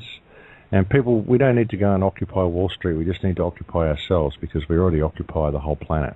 But we don't occupy ourselves. That's the problem. So I think people are going to do that. I think that's what we're going to see. And once people do start leading by example in their own communities and leading by example in all they do, getting involved. If there's public meetings, go there. Go to your council meetings, go to government meetings, go to public meetings, and stand up and say something. Call these people out and mention. Be polite, but mention trust and call them out. and ask them where they get their power from. Just ask the hard questions, and you'll find more and more people are going to do this, and that's what I think we're going to see. Now, I think this is the time in history when mankind actually became free. I think we've got all the tools we need now to establish this freedom. I think it's the first time in history we ever have had these tools, because it's the first time the mechanism of the system has been laid so bare for all to see. So this is a great opportunity for us, and I think that's what we're going to see. I think that's what this whole shift is about. It'll happen if people participate in it anyway. Yeah, that's what it boils down to. Just a little bit of participation, and our Mexican friend there said it very clearly. And one of the reasons why I tell people not to bother trying to wake others up around them, you're messing with their comfort zone. Just be the light, and the moths will come to you. I call it the cookie jar effect. I just, I walk around like the cookie jar, and people, wonder what kind of cookies I have, and I just, sorry, you can't have any right now. And boy, they come flying. It's quite something to behold. Yeah, absolutely. Lead by example in all that you do, and you will attract people there. They'll want to know why you're the way you are, and that gets them involved. And that's it. Like you say, the cookie jar effect. That's a good way of calling it. Yeah, well, it makes them want to have something that they haven't seen before, and boy, it is just amazing to watch people come into their own. And that's really all it takes, is that one, being the good neighbor. Sets the example for others around them. If you decide to go out and cut the neighbor's lawn tomorrow, if you're in an area where it's still warm enough to cut grass, don't be surprised of the smile you get. And again, a gift is given without obligation, because if there is a debt or an obligation or an expectation attached to it, it's not a gift. So always be mindful of that. And that for me was probably the biggest thing in my life. It's always been there. I've always given without expectation, and it took me a while to spot that. And now that I have, it really gave a paradigm shift in how I approach things, because what we've been trained into is that whole, I'm doing this for you, I have to get exchange from you. Exactly. That's an obligation. Exactly. That's debt. Exactly. I've done a show called The Power of Giving. I've done so many talks where I've spoken about the power of giving, and that you're exactly right. It's so good to hear you say that when you give a gift, there is no obligation attached to it. Because if you've given a gift with an obligation attached, then really what you've given is a debt. So you've only given to yourself. You gave someone a debt they never asked for, and you disguised it as a gift. So really it was poison. It wasn't a gift at all. And too many people do that. And when you give to someone, you give because it's the right thing to do, and you give from your heart. There is no expectation, and that was wonderful to hear you say that. Yeah, well, it's like here's the prime time season of people giving gifts, and look at the obligations. It's that one show I remember. One of the characters was given a gift, and he looked at her and he said, "You didn't give me a gift. You gave me an obligation." He had to go out and buy her something better, and that is the entrainment of the consumer mentality, instead of just saying thank you. Yeah, exactly. If someone wants to give me a gift, I accept it graciously, and if I give to them, I don't expect them to give me anything back. I don't want them to give me anything back. So yeah, it's people have to get that. And a gift-based culture is really what we need, and when we've got this economic culture that we've got, like we've got our whole existence based on an economic model. Everything we do has got economic value attached to it. Or can I afford to give to this person? Can I afford to do this? You can't even go and do a seminar and talk to people. You've got to charge them money. You can't give them information. But what I do, I'll go out and I'll do a seminar, and I won't charge any money. I'll give them the information, and then if they feel they got something from the information, they can give me a donation if they want. So, because even if you sell them the information, if you go and sell information to people, and we're forced to do this, because of course, you've got to pay the bills. I'm not saying people who go and do seminars shouldn't charge for them, because they've got to pay the bills. But by creating a situation where we have to sell the information to people because we have to pay to be alive, we've thereby denied the people that we've given the information to the ability to give back to us. We deny them that opportunity because they have to buy. Because we have to buy everything, it removes the opportunity to give from us, because everything's got economic value attached to it, because that's the reality of our existence. You know what I mean? So we've had that whole mentality taken from us. Even our ability be able to give to people. Gee, I'd really like to give to the neighbour, but I can't afford to because I have to pay the electricity bill. So I've got to sell it to the neighbour. It's deprived us of that ability to be able to do that and to be able to really give the way we would like to. Because I believe everybody really wants to in their heart. I believe if people were in their natural state of abundance, all they would want to do would be give to those around them. They wouldn't want to take from people. They want to give because it feels good to give. And if you're not in a state of scarcity, in a state of shortage, then there's no reason for you not to give. So we've had that taken from us as well. It's very clever, this whole system, what it's done to enslave our minds and enslave our mentality and prevent us from being who and what we could be. It's very, very clever. Yeah, and it certainly is. Santos? Yeah, I was just going to say, Santos, jump in here. I enjoy that comment, Max. You put that in perspective. If there was abundance, which there is, but we don't, we're not sort of in the society that believes or teaches that. There's always scarcity, but you are right. If there was abundance, if the potato farmer had, abundant potatoes and the cabbage farmer had all these cabbages and everything, everybody would just want to give, and they would. But because we've been told that, hang on, if you give that person the last cookie, then what are you going to have tomorrow? Scarcity, which doesn't really exist. It's a thing that this world has created and invented, and we've bought into it, doesn't exist, is hurting us. It's we that are hurt by that, So thanks for that comment. It's brought into existence by the economic model. It provides scarcity. That's what the economic model does. That's what money does. It provides scarcity. That's its sole purpose, and thereby prevents people. It removes from them the opportunity to be able to give to those around them. It puts them in a state of fear-based mind control, and it puts them in a state of self-service. It creates greed. You don't have greed until you have scarcity. So it immediately takes you out of your naturally giving nature and puts you in a state of greed, self-service, and fear-based mind control with the simple imposition of an economic model over the human psyche. That's its whole purpose. And that is the whole basis of the fear-based mind control that is our society. That's the whole basis of it, is the monetary system, is the natural state of scarcity that people are kept in instead of the natural state of abundance. Completely. And that's why I went straight for the jugular, and I don't mean yours. I went straight for the jugular as in free energy. Nobody has paid the sun to shine.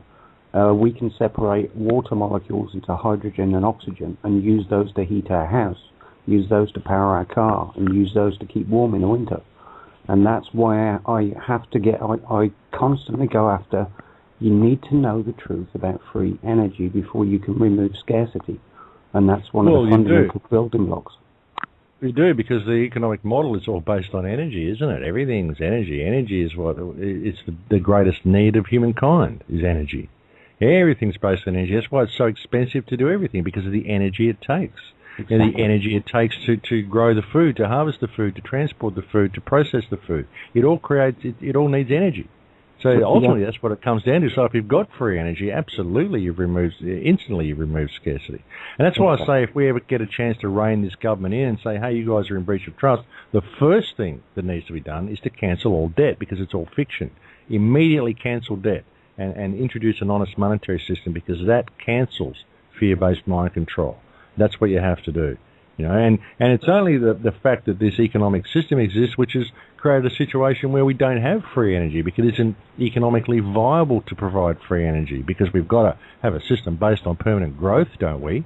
Of course we do, And permanent growth, how can you have a system of permanent growth in a planet of finite resources? It doesn't make sense, So the system's designed to fail. And it's all based on energy needs, the whole lot, and it's the economic model that has kept energy being paid for, and has kept free energy such one of the most hidden and protected secrets ever. It's what killed Tesla is the economic model.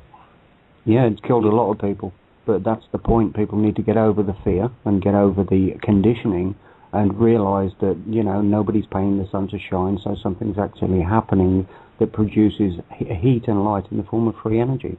And once you can break that fundamental model, you can bring the whole house of cards down. And so that's what I've tried to do. Yeah, well, that's one aspect of it. You know, and again, it's people discovering who they are. You know, wanting to give to the people around them. You know, if people just start naturally giving to each other and start respecting each other, the whole system breaks down. It really does. People start understanding it's all based on trust. Your relationship with your neighbours is based on trust. Your relationship with your family, with your friends, with your government, with your teachers, with your workers, your employees or employers or anybody. It's all based on trust. Until we can start respecting each other, nothing's going to change. There's a question I'd like everyone to ask themselves. Are you the type of friend that you would want to have as a friend? I think that's a very important question that everybody should ask themselves every day. Are you the type of person that you would want to be around if you were someone else? Are you a pleasure to be around?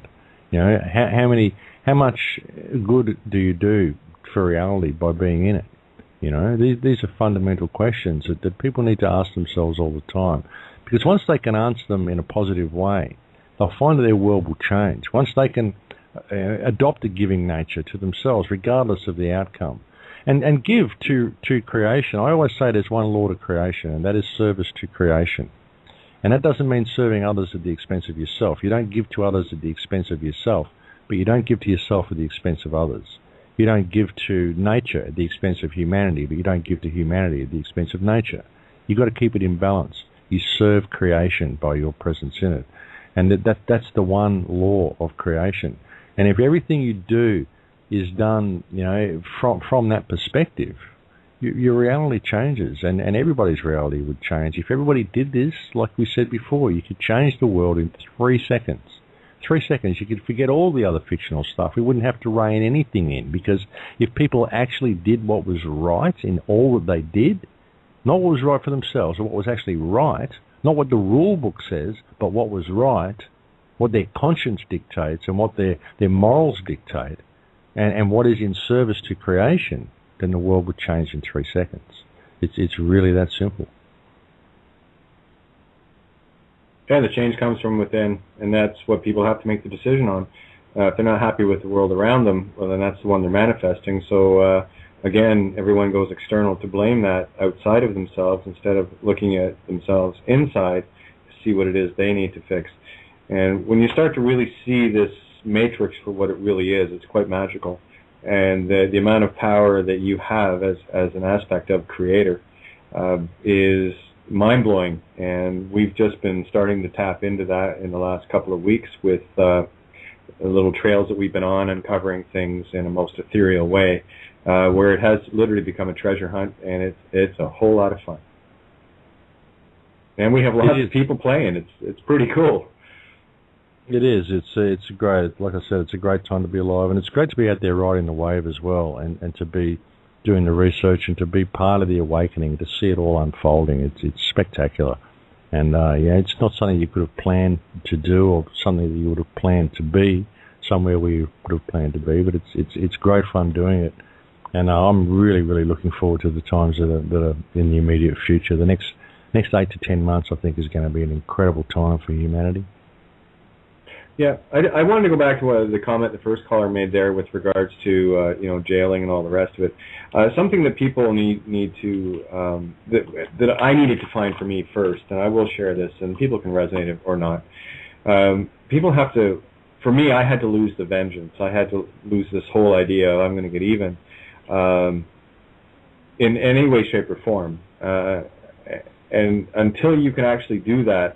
Because here's the problem when you're looking at creation as a complete, essence. If you are ripping away at one part of it, you're only ripping away at yourself, and the healing starts from within. And for lack of a better way to put it, the invisible wizard, aka nature, natural law, is watching. And karma, the balance, will always return. The pendulum will always return to center. It will go as far the other way as it goes one way. And if you're doing good, well, that's a beautiful thing. And if you're doing bad, watch out for that pendulum swinging back, because it will smoke you. I promise. That's how nature works. The closer you can get to the neutral center in peace, love, truth, and honor, and being that glorious light for others to see, the better your life is going to be, and that which manifests around you starts to change as well, because now you're creating your own canvas. You're not painting it from someone else's version of it on a TV or a magazine or radio shows. It's irrelevant. Keep your canvas very clean. Keep it very pure. It's yours. And if you allow others to write on it, well, that's your problem. Don't blame them. Yeah, I totally agree with that. I mean, I don't really want to see anybody jailed. I mean, if people are exposed and the crimes that they've committed are made public, and we give them a slap on the wrist and tell them to go away, I mean, I don't think anyone's going to fall for them again, and it'd be far harder for them to exist and far more beneficial for them to exist in public life and just to go about their lives. And once the world knows what these people have done, they're going to have to live with that themselves. They're going to find their own healing in that. And that's the way it's done. And it's like when you get a murderer. I mean, if you believe in reincarnation and you believe in karma, if you get a murderer who has killed a serial killer, he's killed massive amounts of people, and then you go and you execute him, then where was the learning in that for him? Will he not maybe be reborn and then do that same thing again because he didn't get that moment of realization in himself? I don't know. Maybe I'm being a little too caring, but I don't believe in punishing these people. I think that they'll find out. I think they'll discover, maybe in their last breath, on their deathbed, they may just go, "Oh my God, that's what it's about."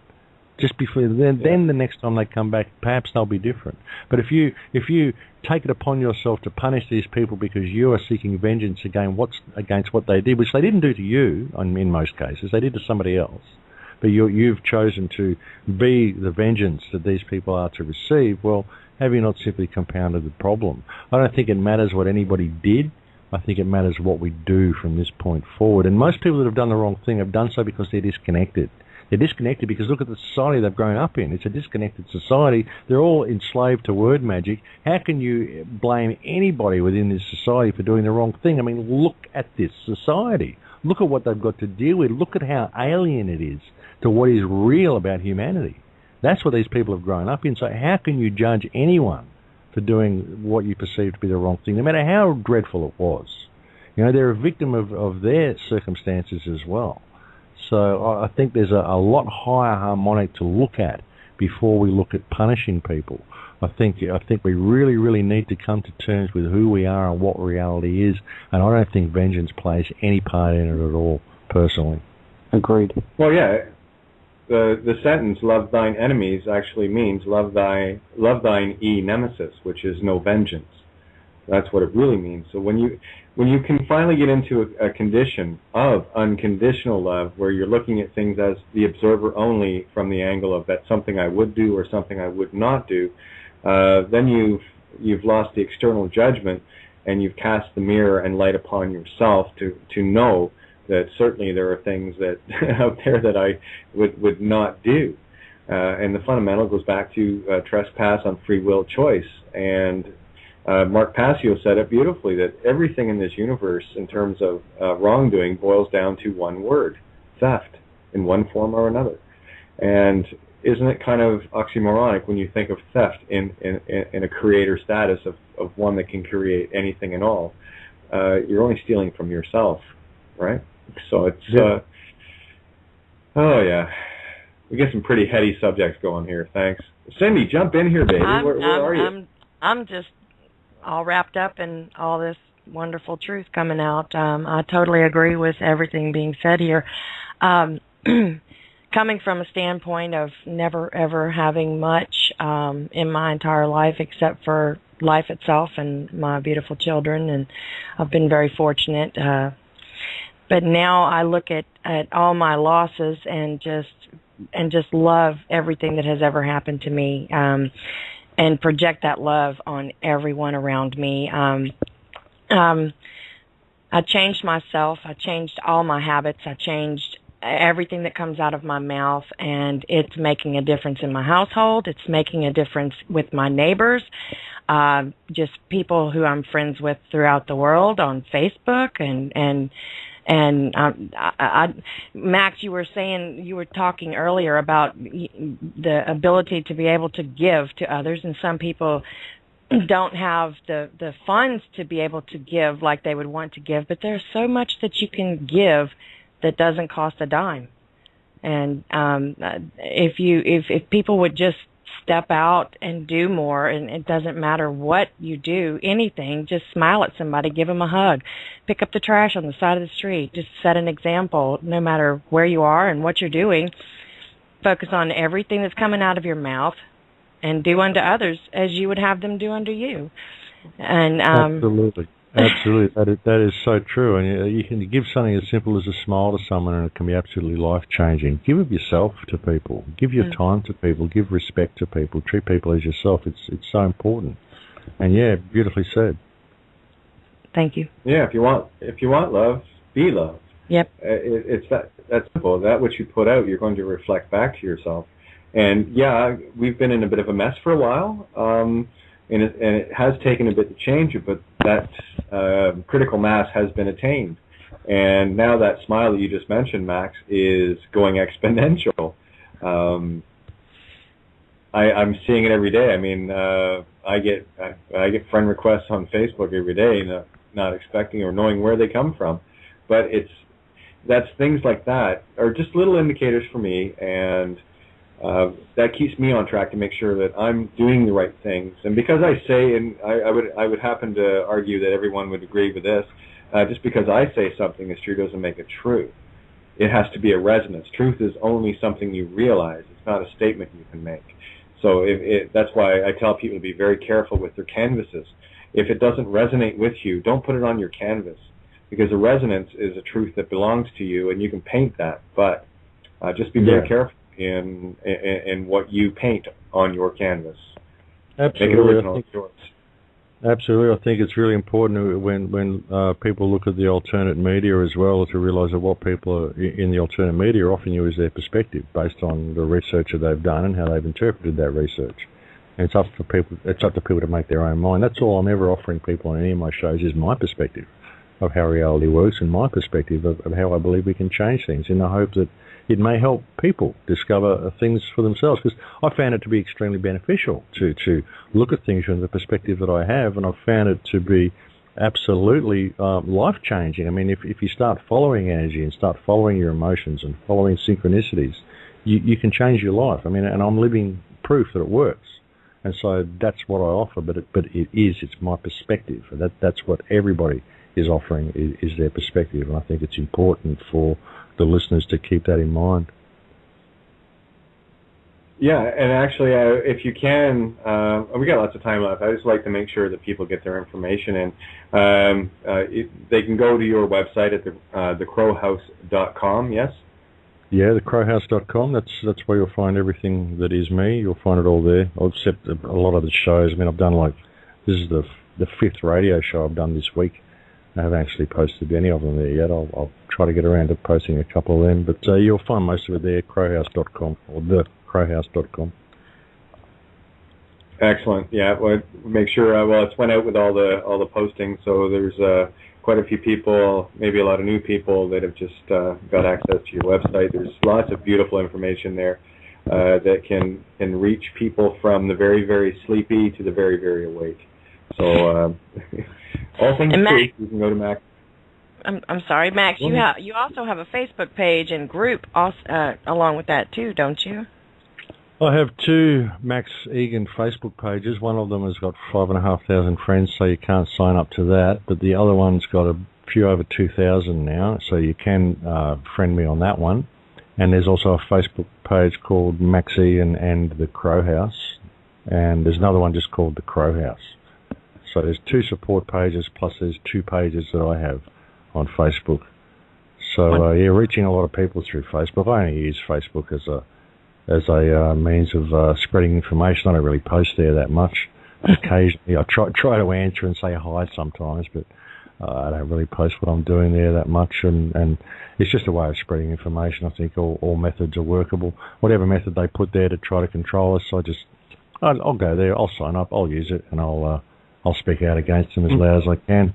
That's just the way I am. Use the tool. My motto is simple: use the tool, don't be one.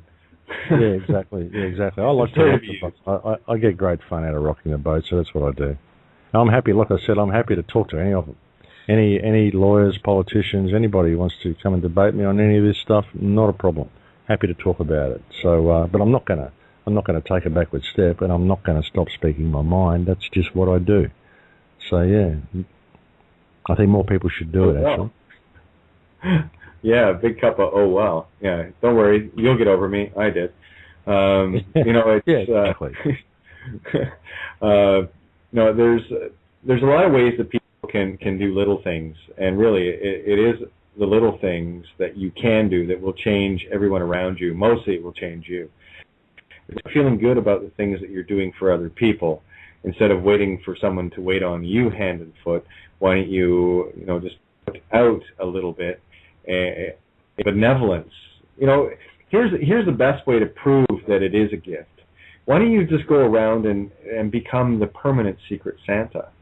Where one of the best ways to do it is if you're into the drive-through thing. I actually did this on the weekend, and I haven't got a whole lot of nickels to rub together, but I can still do it. Paying it forward. Pull up and grab a coffee, find out what the one behind you is, and pay for it as well. Drive off, and hopefully, that'll keep going on down the line, because that is a seed that you can infect the one behind you with. Again, they're getting something without obligation, and no chance of recompense. But what they can do is, if for any reason they get that beautiful gift message, that they can do the same for the one behind them, and just make someone's day. It doesn't have to be anything big. Again, the Secret Santa is the most perfect way, and you do that year round. That's not just because of this time of year. Just go out and do something secretive for someone else, and they'll never know who it is, but it'll put a smile on their face, and you'll know in your heart that it was a true gift. So why don't you try something like that? I can't say go and cut the neighbor's grass in the middle of the night because they'll hear the lawnmower, but you know what I'm saying. Yeah, no, those sorts of things are great. It's really good to do that. I mean, and giving is the basis of it all. People can just lead by example in what they do. I think it's so important to do that, and that's how we change things. And we do have the numbers to do it. We just have to stand up and make it happen. And one person can make a difference. I mean, I'm just one person, and I speak out because I think it's the right thing to do. I believe that I should speak out, and so I do. So all you have to do is do what you believe is right. Follow your heart. Always do what is right in all that you do, and you'll change the world. Lead by example in all of it, and that's my motto, and that's what I've been living, and it does work. If you do this, then you will change your world, and one person can make a difference, because that's what we all are. Every person who's ever made a difference, everybody that you look up to, everybody, one of the truth gurus, or whoever you perceive anybody to be, every one of these people is simply one single person that decided that they would speak out because they believed it to be the right thing to do. And so that's what we can all do. So don't ever believe that one person can't make a difference, because ultimately that's who all the differences in history were all made by. Ultimately, they're all made by one person. Absolutely. You've got to have the courage to stand up and do the right thing, and get some information out there to people that maybe they didn't actually know, and help that growth. Absolutely. Santos, I'd love to hear your comments on that. Oh, I'm just enjoying these beautiful comments, guys. It looks like we've won. We've conquered the world. I'm always thinking in theological terms. So excuse me, but Jesus says, "Take courage, friends, for I have conquered the world." And so will you. The world is the illusion, and we conquer the illusion. Here we are talking about it. We've won. Come what may, martial law, whatever these scary types think they're going to do to us, they can't. We have won. Once we have embraced the love, once we have embraced the consciousness, you win. It's over. Game over. Yeah. We've won. It's beautiful. You're the untouchable, and that's exactly where you get to. When you find that unconditional aspect, and myself and so many others living proof of that, because I, have made my runs at the system on very grand levels, and truly, if they wanted to shut me up, if they could shut me up, They would, but they can't. And that's because I found my heart. I found my cowardly lion, my tin man, and my straw man, finally. You know, like I said, the last to go will see the first three go before her, and they're gone. And I agree with you, Santo, as well, that I don't see this from a physical perspective anymore. I haven't for a very long time. It's strictly a theological. And how, you know, do you think you can change the world? How dare you think you can't? You know, and you're right, Max. Every major change on this planet has always been factored by one individual. So dare to be the one. It's a fun game. Yeah, you know? Very much. Absolutely dare to be the one, because, you know, we're all the one. That's the thing. You know, we're all Neo. You know, we just have to realize that we're all the one. And this is how we do it. So great time to be alive. And like I said, don't ever believe that you can't make a difference, because you can. Every single person can.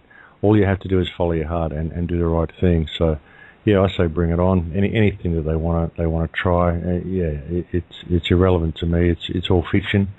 I know exactly who and what I am.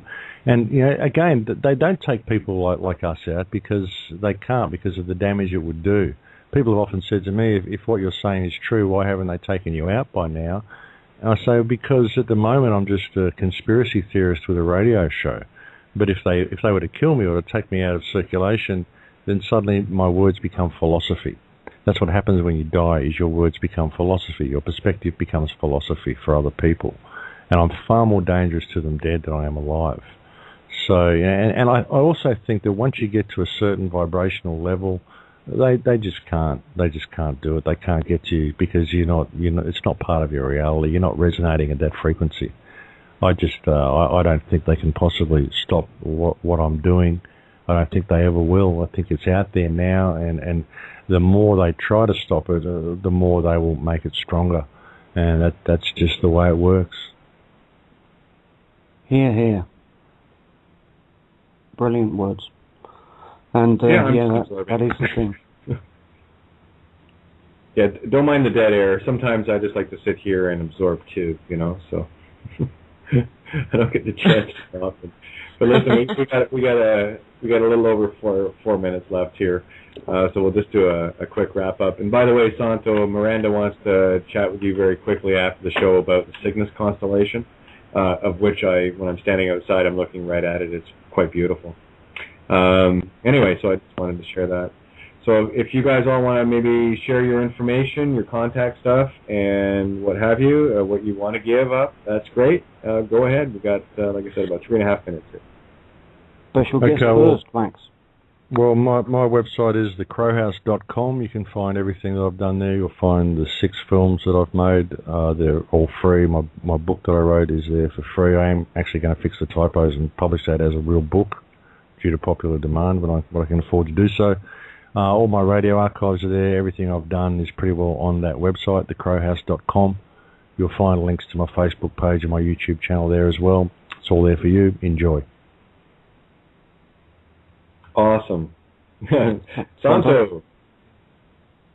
Yo, I'm on universaltruthschool.com, and the School of the Holy Science is another website, .org. And of course I've got my YouTube handle, Mr. Astrotheology, with all my free videos, 21 presentations on there.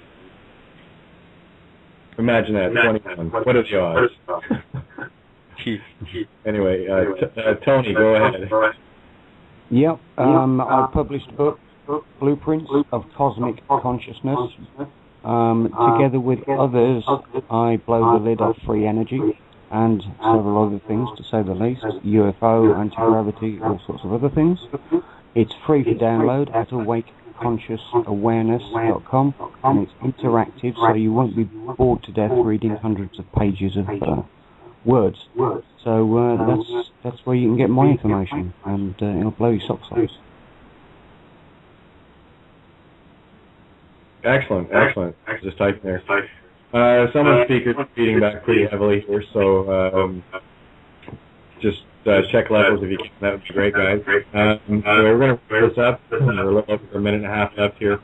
Cyndi, anything that you want to mention? I'm sorry, what'd you say? Any comments you'd like to make? Just that I've really enjoyed the show, and thank you for having me on.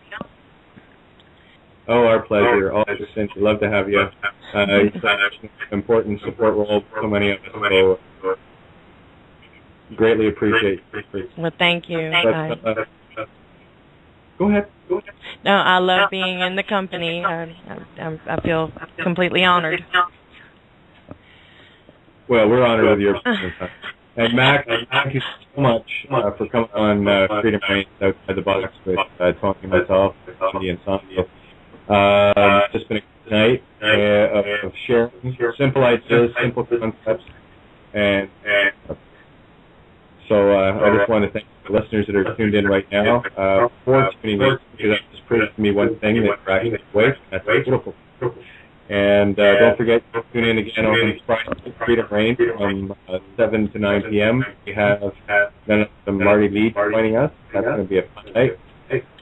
Pretty sure the game of work, but thank you so much for tuning in. And we're brand new website firing up on Friday, the 20th figure, SV.com. Get information out of that. Becomes it. So I'd like to thank everyone for tuning in, and have yourself a good night. Love to all. God bless. Bye, everybody. Great to meet you, Mac. My pleasure. Take care. Safe travels. We'll chat soon. Love to all.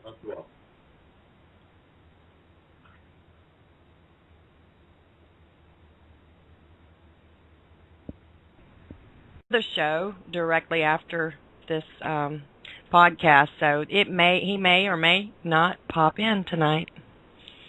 No worries either way.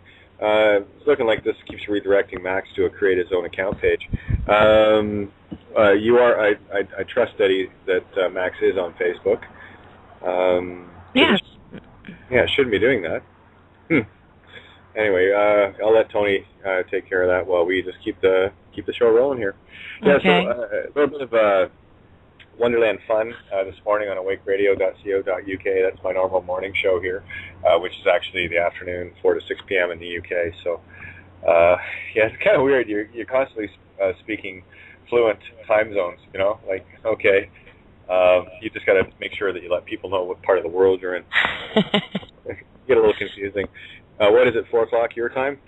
It's 4:08 p.m. on the West Coast here, United States. And I guess, well, Max is in Australia or New Zealand. I'm not sure. Yeah, weird. Anyway, hey, we'll get him on. So no stress there. It's no worries. Anyway, yeah. So a very interesting show last night with Max and Santos, and Max was outside. Oh, I loved it. Yeah, some of the adventures he's been going on, and it was fascinating to hear. You see, the thing is, there's some of us that are out, like Max is doing, and Santo, and what have you, and then there's people like Tony and myself and a few others that are, glued to our helms. It's like we run the ships in a different way, but we get to be observers of a magnitude that is quite wondrous to watch. All this stuff happening around you, So the world is changing in rapid fashion. Here we are. Wow. 48 hours or maybe a little more than that away from December 21st. 2,100 hours. Right? Yes, I'm so excited. And I feel you on being stuck at home, which is a great place to be stuck. At least we have homes to be stuck in. Yep. I do take a break and skip out to my beach from time to time, so I do have a getaway. And yes, and we have Max on the board. I just want to let him know that I got him. Your mic's hot, Max. How are you doing? I'm good. Can you finally hear me? Yeah. Absolutely. Wow, yeah, that was a bit of an experience. It's been a long time since I've done Blog Talk Radio, and it just kept taking me to a page where it wanted me to set up my own show, and I couldn't get past that. It took me quite a long time to get it figured out, just from listening in on other shows that carried over the 2 hours. So, how you doing, well, Max? Nice to meet you. I'm good. It's nice to be here. It's nice to have been able to make it to the show, and thanks for inviting me on. Oh, absolutely. A pleasure, Max. It's been a while. Yeah, I was listening to your show with Santos last night on American Freedom Radio, and what I'd love for you to do right now, if you can, just share a little bit of your current adventures. You've been quite the wandering soul. Yeah, everyone seems to be asking me that question. I just did a show with Mel Fabregas this morning as well that's going to go to air in a few days, and he was asking me the same thing. Yeah, it was an interesting travel.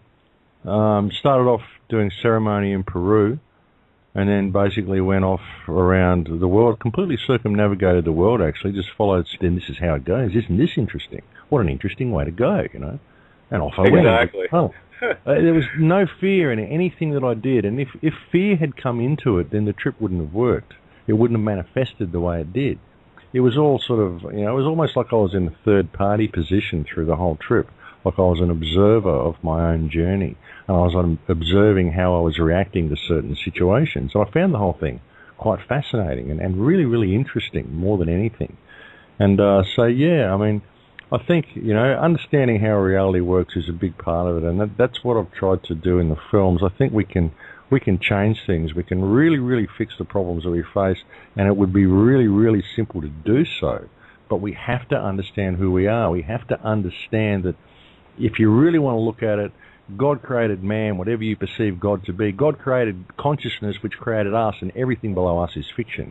We created the whole lot. The entire system that we created, that we perceive to enslave us, was created by us, and it only exists because we believe it to be real. But it only exists on paper, ultimately. Yeah, it's the belief structure. That's the main thing, isn't it? Well, it is. It's a meme. It's a meme, and that's what the education system's for. It's to instill the idea, the concept within you that the meme is real, and this is how reality works. But it's fiction. Yeah, absolutely. And I loved your analogy about if you don't know what's broke, you can't fix it, and that's exactly what I keep saying. It's a bit like taking your car to a mechanic and saying, "Look, my car's broke. It's out there on the drive. Can you fix it?" And the mechanic looking at you with a blank look on his face and say, "Well, I don't know. I haven't looked at it yet." And that's where it starts. Exactly. You've got to know what the problem is, and we can fix it so very, very simply. It's a very, very simple to fix problem, but you've got to be aware that the problem's there. I mean, obviously it is. I mean, like I always say, Exhibit A, the Earth. Have a look at the place. Hey, we've got a problem, folks. And people say, "Oh, it's corporate corruption. It's this, it's that," but really, all the corporate corruption's there because of the legislation created by governments, which allows it to be there. And the governments only get the power to do that because of the trust agreement they have with us. So ultimately, it comes to us.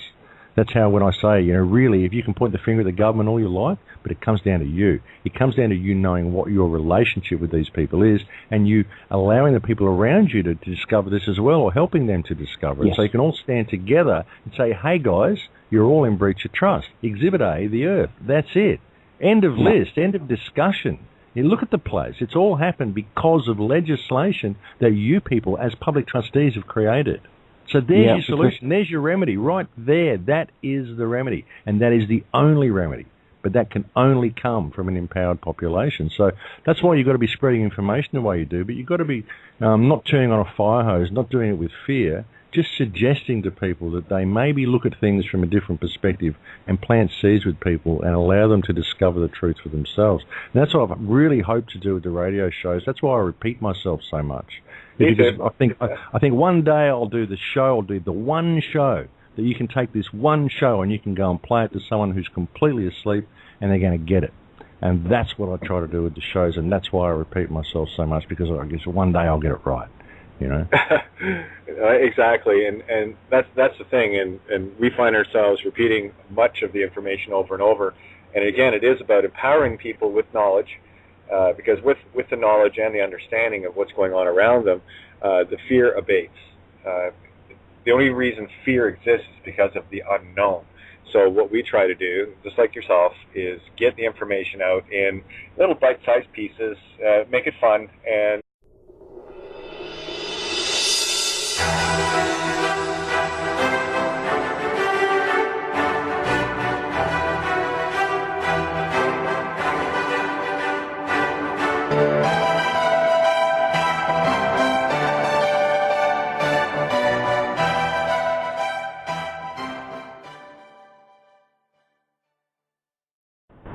Well, just like that, Hey, I was always waiting for that next piece of music to come along, but it never seems to happen. Welcome to Outside the Box. I'm your host, Kate of Gaia, and we're just waiting for Tony and Max to get on board here. We have Cyndi.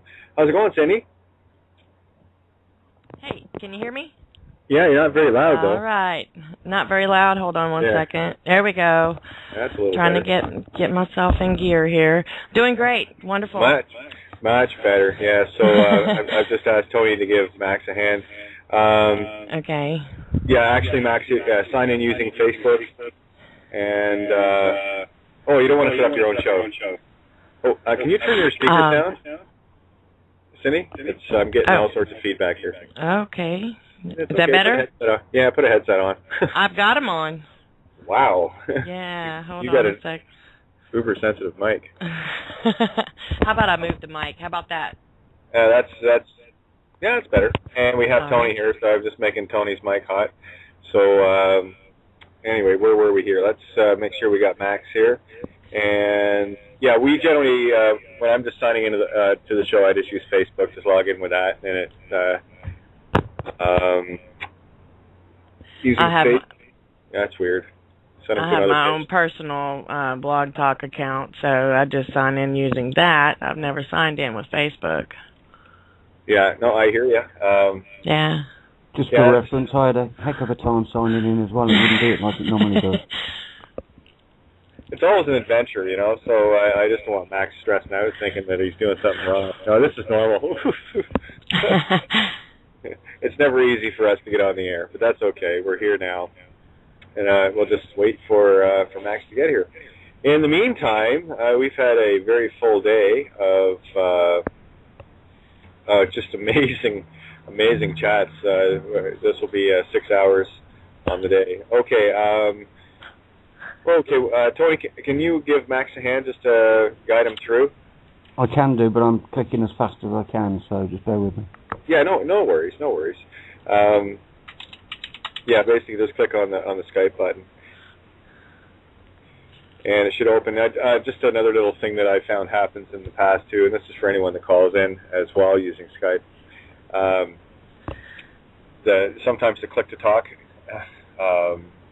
page will open up behind your web browser.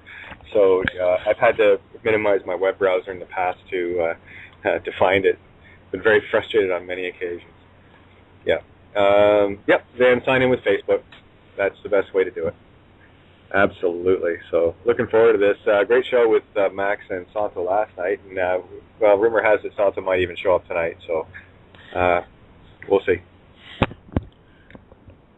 Because I know we had to get up very early this morning to do a podcast. Yes, Cyndi?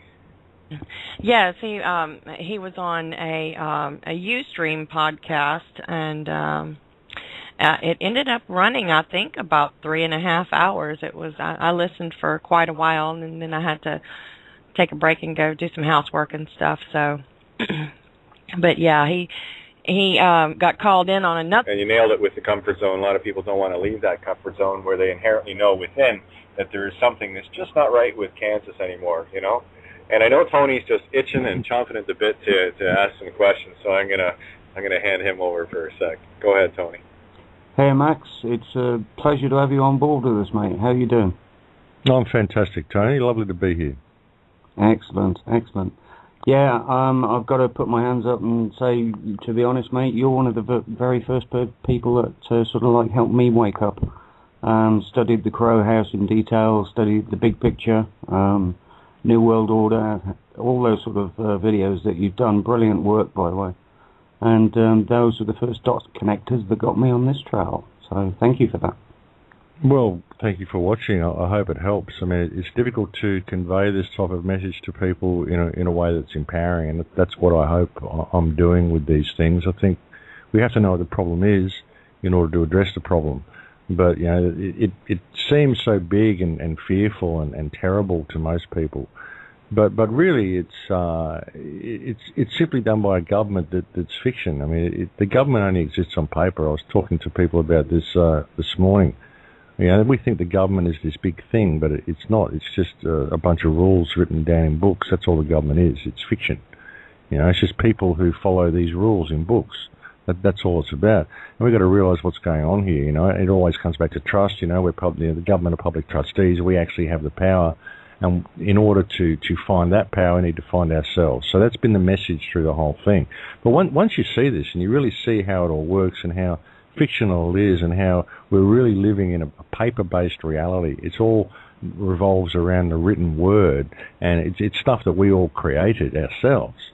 You begin to see how easy it would be to fix things. I mean, the remedy is really simple to all the problems that we face, but it's got to come from the individual, and the individual has to be empowered. They have to know who and what they are, but in order to even want to be empowered, they've got to know what the problem is. And so that's what I tried to do with films like The Big Picture and Fight the New World Order for Global Non-Compliance and stuff like this, because we don't have to fight it. If you fight something with weapons, you give it strength.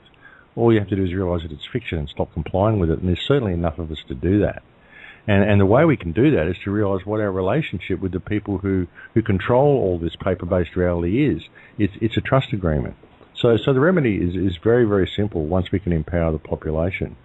And in the other films, things such as The Awakening, just trying to get people to understand how important it is to maintain your emotional state, because that's a language. Your emotions and the electromagnetic field that you're generating is quite literally a language with which you communicate with reality. And when you change that language and change what you're speaking to reality around you, you can change your world. And I'm living proof that it works. So I've just gone right around the world simply following synchronicity. It didn't cost me anything to do that. I could never afford to go around the world.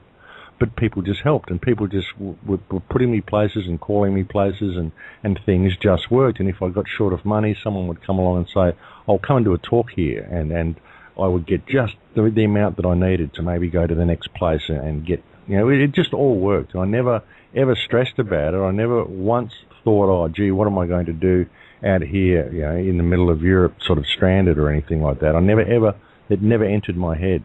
Even when I went into Gaza and I was crawling into this tunnel, which was 50 metres below ground, a little dirt tunnel with no shoring, no walls, just hacked out of the ground. And you're crawling into this tunnel, and I'm looking at it thinking, I wonder if I'm crawling into my own grave. But there was no fear. There's no fear of doing that. It was like, oh, well, if I am, it's synchronicity all around the globe. It was quite a remarkable adventure, and led me to a lot of really interesting places. But because I did ceremony at the start, it kind of gave me a different perspective that I probably wouldn't have had otherwise. And it was a real adventure of listening, a real adventure of observation more than anything. It was good that I wasn't going around the world to do any speaking engagements. I did do a few. I got sort of roped into it.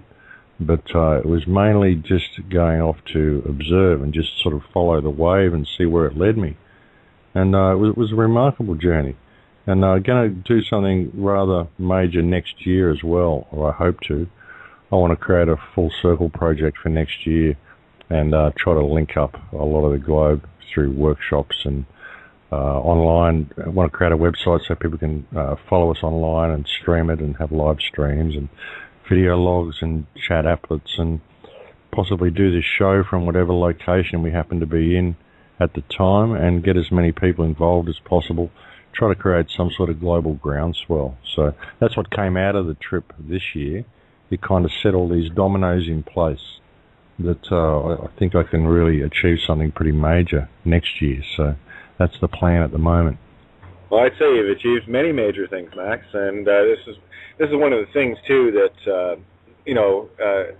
doing what you do and what we do, it's very difficult to actually see from outside of ourselves to what we're actually doing in the eyes of others, and the stuff that you've been doing for a very long time has always been in the fore, So, and I think the reason why we're asking you about your travels is because so many of us get stuck at our homes all day and wishing we were out traveling, but that's just the way it is.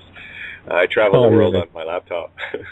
Oh, yeah, for sure. I mean, it is really interesting when you go out there. One of the most interesting places, or one of the most interesting things about traveling, though, is that when you get everywhere you go, it's like the world seems unreal when you view it on a laptop or when you view it on TV. You think about, wow, wouldn't it be great to go to Europe, or wouldn't it be great to go to America, or wouldn't it be great to go to these places? But you go there and kind of there you are. It's the same as everywhere else in as much as it's just the earth and they're just people and they're in the same positions and they've got the same needs and desires and personality flaws and defects as everybody else, and they're the same as everybody else. Everyone has their securities and their insecurities and their good moments and their bad moments, and everyone's just as loving and just as needful and just as frail as everybody else, no matter where you go. There you are, and that's the essential thing to remember, is that we're all in this together, We've been fed this whole divided mindset of what the world is. It's all larger than life on television, but when you go out and you experience it, it's very real, and the people are very real. And I found a real sense of unity amongst the people. I found huge pockets of resistance all around the world to this system, and everybody's really, so many people are awake to it, to what's going on, but they simply don't know what to do about it. And a lot of the people who pertain not to be awake, in many ways they are. They know that there's something wrong. They don't want to look any deeper, but they know that things are just not quite right. They don't want to look any deeper because they're afraid to. They're afraid of what it might do to them. They're afraid of how helpless they may feel if they really knew the truth. Yeah. And so that's what you find. But most people are awake to the fact that there's something wrong. And once people figure out what to actually do and a groundswell starts, I think we've already got the numbers to bring about some huge change. We just have to start that groundswell. Yeah, exactly.